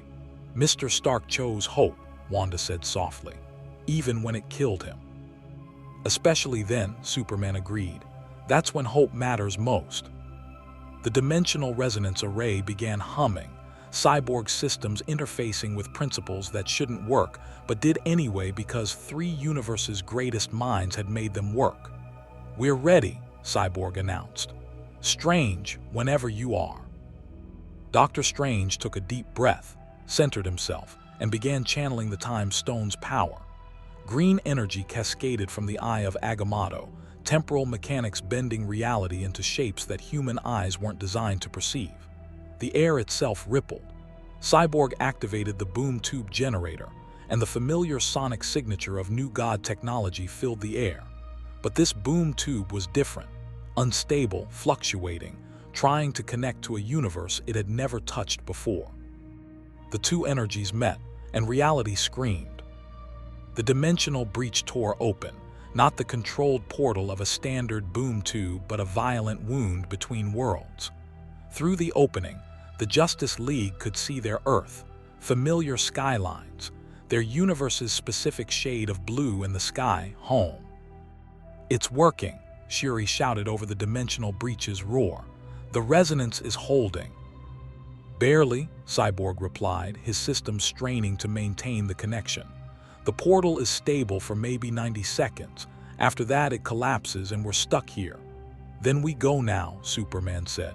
He looked back at the Avengers one final time. Thank you for trusting us, for fighting beside us, for showing us what heroes look like in any universe. Go save your world, Steve replied. We'll handle ours. The Flash went first, sprinting through the portal despite having no speed.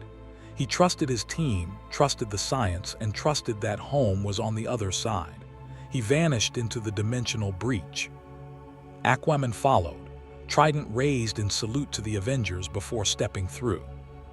Cyborg maintained the portal even as he walked toward it, his consciousness split between keeping the boom tube stable and preparing to traverse it. 60 seconds to collapse, everyone through. Wonder Woman paused at the threshold, looking back at Wanda. Honor his memory by living. That's what Vision would want. Then she stepped through and was gone. Batman gave the Avengers one final nod, the closest thing to sentiment he'd show, and disappeared into the breach. Only Superman remained. Clark, Strange said, his voice strained from channeling the Time Stone. 30 seconds, you have to go. But Superman was looking at the Avengers, at the ruins of Wakanda, at the world they'd helped save at such terrible cost. Your universe still has threats, Clark said. Thanos is wounded but alive, he'll return, and you're down 2 of your strongest fighters. We'll manage, Natasha said. We always do. I know you will, Superman replied. But just in case, he reached into his cape and pulled out something small, pressed it into Steve's hand. This is a specialized beacon, tuned to my Kryptonian biology. If you absolutely need the Justice League's help, if Thanos returns with all 6 stones, Or if something worse threatens your world, activate this. Steve looked at the device, no larger than a coin. Can this call across dimensions? Cyborg and I designed it last night. Its experimental might not work, probably violates several laws of physics. Superman smiled. But if it does work and you call, we'll come, all of us. Even across realities, especially across realities, heroes help heroes always. 15 seconds. Strange's voice was desperate now, the time stone's energy flickering. Superman rose into the air, cape billowing. Take care of this Earth. It's a good one. Then he shot through the dimensional breach like a blue and red comet, disappearing into the light. Cyborg released his hold on the boom tube and dove through in the same motion. Strange released the time stone's power and stumbled through the portal. The dimensional breach collapsed with a thunderclap that shattered every remaining window in Wakanda's capital. The Justice League was gone. The Avengers stood in silence, staring at the space where the portal had been. Did that actually just happen? Rocket asked.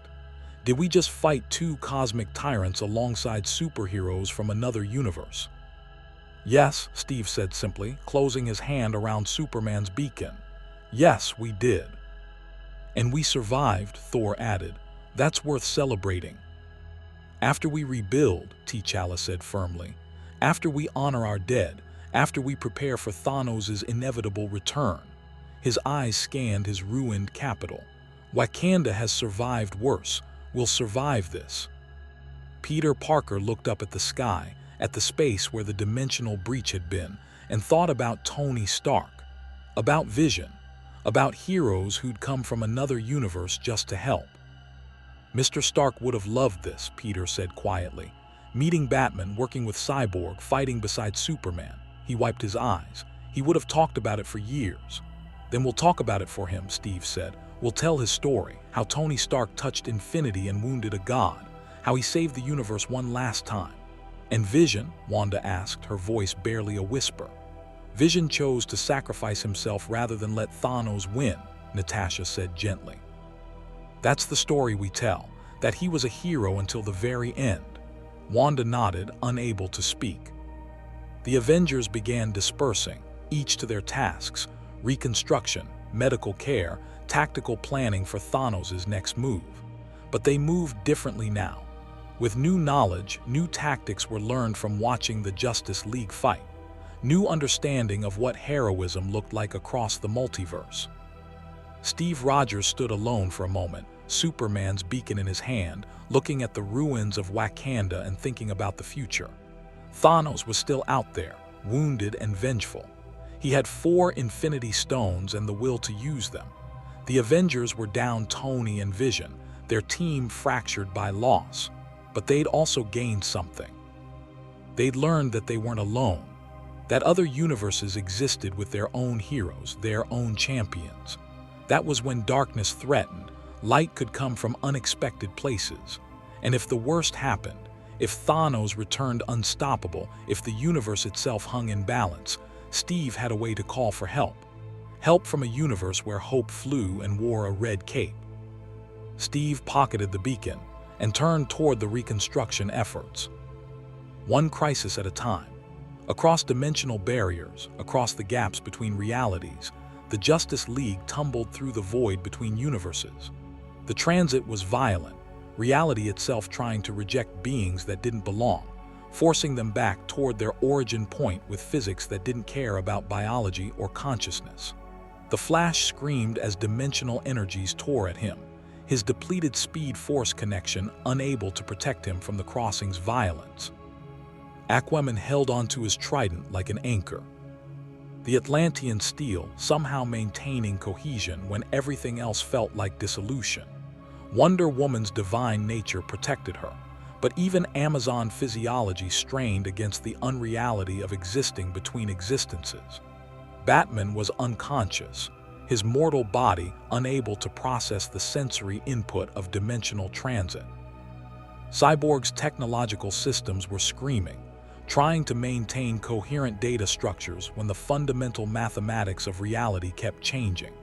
And Superman, Kal-El of Krypton, Clark Kent of Earth, wrapped his cape around his teammates and held them together through sheer force of will, his Kryptonian biology refusing to break even when physics said it should. "Almost there," Cyborg managed to shout. "I can feel our universe's dimensional signature, just a few more." Reality reasserted itself with violent finality. The Justice League crashed into their Earth's reality at terminal velocity, 6 heroes tumbling from the sky above Metropolis like meteors. Superman arrested everyone's momentum.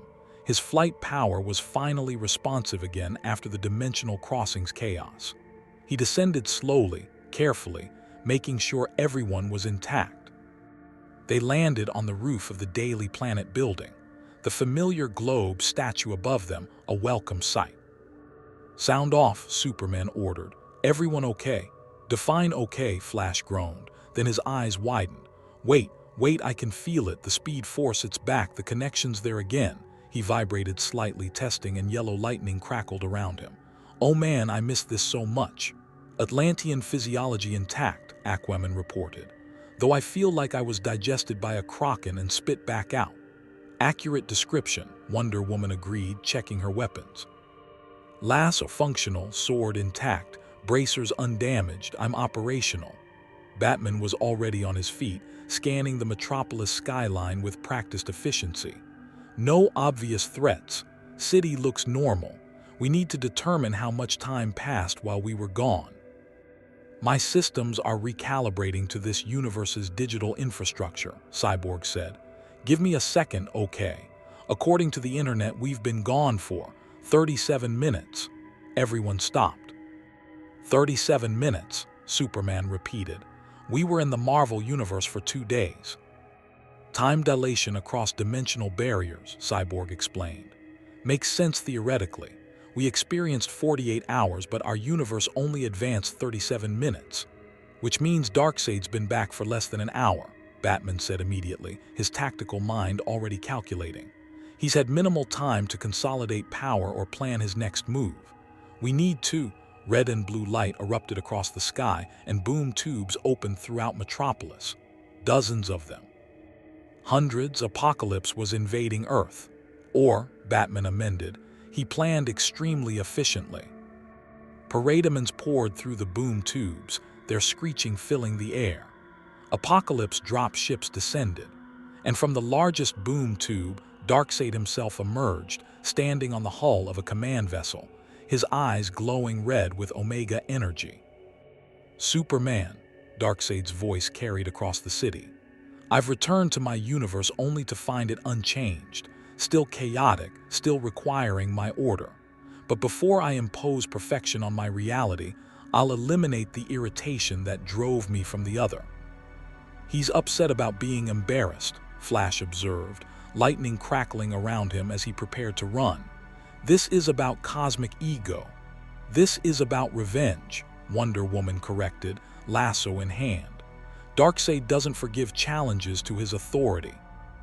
"Then we remind him why challenging the Justice League never ends well," Superman said, his eyes beginning to glow red with heat vision. "Justice League, assemble," Flash shouted. Everyone looked at him. "Sorry," Barry said sheepishly. "Wrong team. Force of habit from 2 days ago." Despite the invasion beginning around them, despite Darkseid's armies descending on Metropolis, and despite the apocalyptic threat manifesting across their city, the Justice League laughed. They'd fought in another universe. They'd faced 2 cosmic tyrants. They'd watched heroes sacrifice everything to save worlds that weren't even theirs. And they'd learned something important. They'd learned that no matter the universe, no matter the threat, heroes always found a way. "Justice League," Superman said, rising into the air as his cape spread behind him. "Let's show Darkseid why you don't invade Earth when we're home." The battle for Metropolis began. Superman became a blue and red blur, carving through parademon formations with heat vision and super speed. Every punch dropped dozens of enemies. Every sweep of his arms cleared entire sections of sky. The Flash ran, and with the speed force fully restored, he was lightning incarnate. He phased through enemies, created sonic booms that shattered Apocalypse technology and moved faster than Darkseid's forces could track. Wonder Woman's lasso sang as it pulled drop ships from the sky. Her sword carved through parademons with divine precision.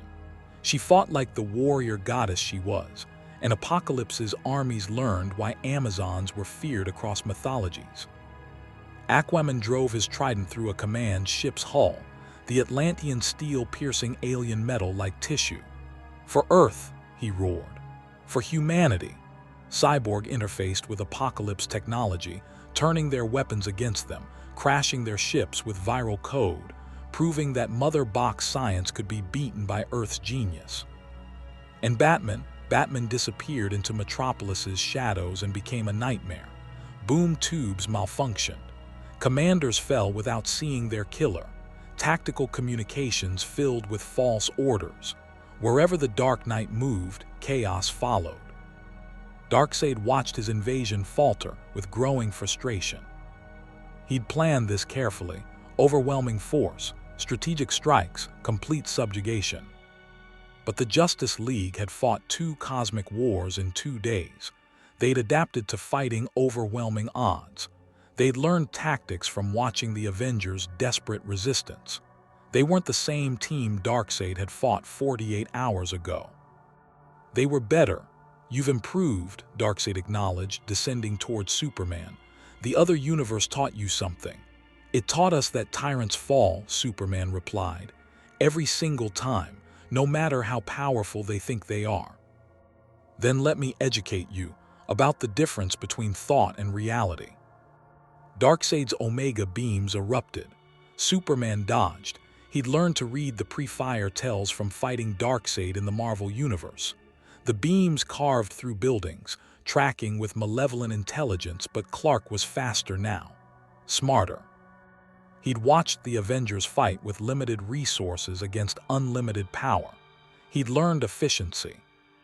The Flash created a speed vortex around Darkseid, disorienting the god of tyranny with supersonic winds. Wonder Woman's lasso wrapped around his arm, truth magic forcing Darkseid to acknowledge his own vulnerability. Aquaman's trident struck from an impossible angle, and Cyborg opened a boom tube directly beneath Darkseid, not to transport him away, but to destabilize his spatial orientation. The Lord of Apocalypse stumbled. Batman's explosive batarang detonated against his face. It was coordinated, efficient, perfect teamwork refined by fighting beside the Avengers. Darkseid fell to one knee. For the second time in 48 hours, the god of tyranny had been brought low by mortals. "Impossible," Darkseid growled. "No," Superman said, landing before him with fists ready. "Just difficult. There's a difference." Darkseid looked at the Justice League, at these champions who'd faced him across 2 universes and won both times, and made a strategic calculation. He activated a retreat protocol. Boom tubes opened throughout Metropolis, pulling Apocalypse forces back to their home world. The invasion collapsed as quickly as it had begun. Darkseid rose to his full height, Omega energy crackling around him. "This isn't over, Justice League. I'll return. And next time." "Next time we'll be ready," Batman interrupted. "We're always ready." Darkseid's smile was terrible. "We'll see." He stepped through a boom tube and vanished, the portal sealing behind him. The invasion was over. Metropolis had been damaged but not destroyed. Casualties were minimal. Most civilians had evacuated when the boom tubes first appeared. The Justice League had defended their city, their world, their universe. They'd won, again. The team gathered on the Daily Planet roof, watching the last of the boom tubes close, seeing their city begin the process of recovery. "So," Flash said, breaking the silence, "we fought in another universe, met another team of heroes, helped stop 2 cosmic tyrants, learned new tactics, came home, and immediately used those tactics to defeat an invasion. And we've been gone less than an hour." "Productive day," Aquaman agreed. "We should debrief," Batman said. "Document everything we learned about the Marvel Universe, analyze the Infinity Stone's capabilities, prepare for the possibility that Thanos might find a way to cross dimensions." "Bruce," Superman interrupted gently. "We will, but first we take a moment. We process what we saw, what we learned. What did it cost the Avengers to achieve victory? Batman was quiet, then nodded. Tony Stark, Vision, they gave everything. Heroes in any universe make that choice, Wonder Woman said softly. We honor them by remembering, and by being worthy of their sacrifice. The Justice League stood together, looking out over Metropolis, thinking about another Earth where another team of heroes fought the same fight with different faces but the same courage. Do you think we'll see them again? Flash asked. Maybe, Superman said, his enhanced vision scanning the dimensional barriers, seeing the faint resonance where realities had touched. The multiverse is vast. Anything's possible.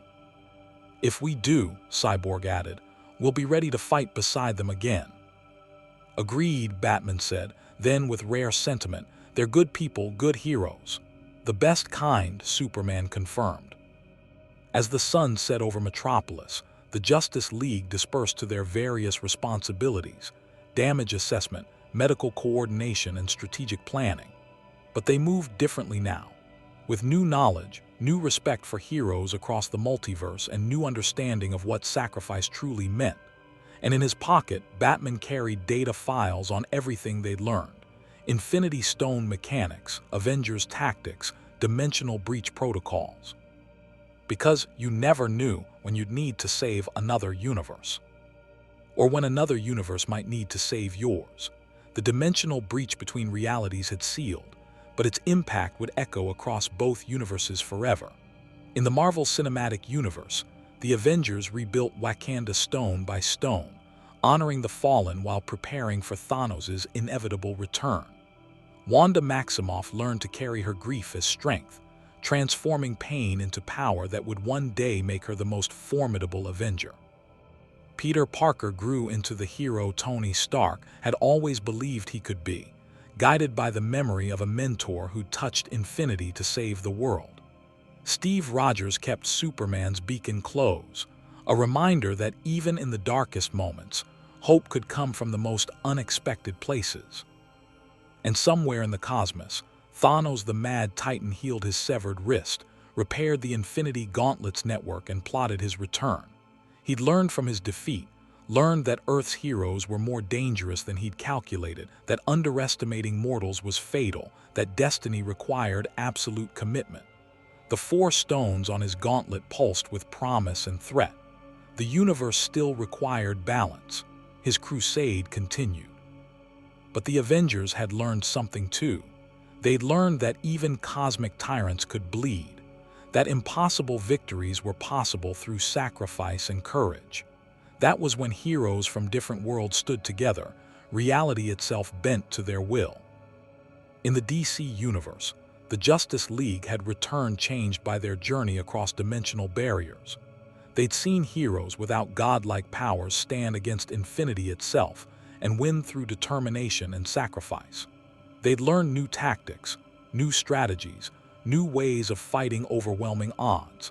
And they carried with them the knowledge that somewhere in the multiverse, another team of champions fought the same battles with the same courage. Darkseid's invasion had failed, but the Lord of Apocalypse was patient. He'd faced the Justice League across 2 universes and lost twice. That required adaptation, required evolution of strategy. The anti-life equation remained elusive, but the Infinity Stones had shown him another path to absolute control. He would find a way to claim them, find a way to bridge realities again, find a way to prove that tyranny, given sufficient power, was inevitable, but the Justice League would be waiting. Because that's what heroes did. They waited for the darkness, prepared for it, and when it came, they stood as the light that refused to be extinguished. 2 universes, 2 teams, both are defending Earth from cosmic threats, both are willing to sacrifice everything for innocent lives, both proving that heroism wasn't about power or divinity, it was about choice. The choice to stand when standing seemed impossible, the choice to fight when fighting seemed futile, the choice to hope when hope seemed naive. Tony Stark had made that choice, touching infinity to wound a god. Vision had made that choice, sacrificing himself to deny Thanos his destiny. The Avengers and Justice League made that choice every day, in every battle, in every moment when darkness demanded they surrender, and they refused. Across dimensional barriers, across the gaps between realities, two Earths were safer because heroes had stood together. Two universes had learned that courage transcended dimensional boundaries. Two teams had forged a bond that even the multiverse's vast distances couldn't fully sever. And if the worst ever came to pass, if Thanos returned unstoppable, if Darkseid found the anti-life equation, if reality itself hung in the balance, Steve Rogers had a beacon that could call across dimensions. A beacon that would bring gods in capes and heroes in armor to fight beside them once more. Because in the end, that was what it meant to be a hero, not the power to save the world alone, but the wisdom to know when to save the world required standing together. The Justice League had learned that lesson in another universe. The Avengers had taught it through their sacrifice.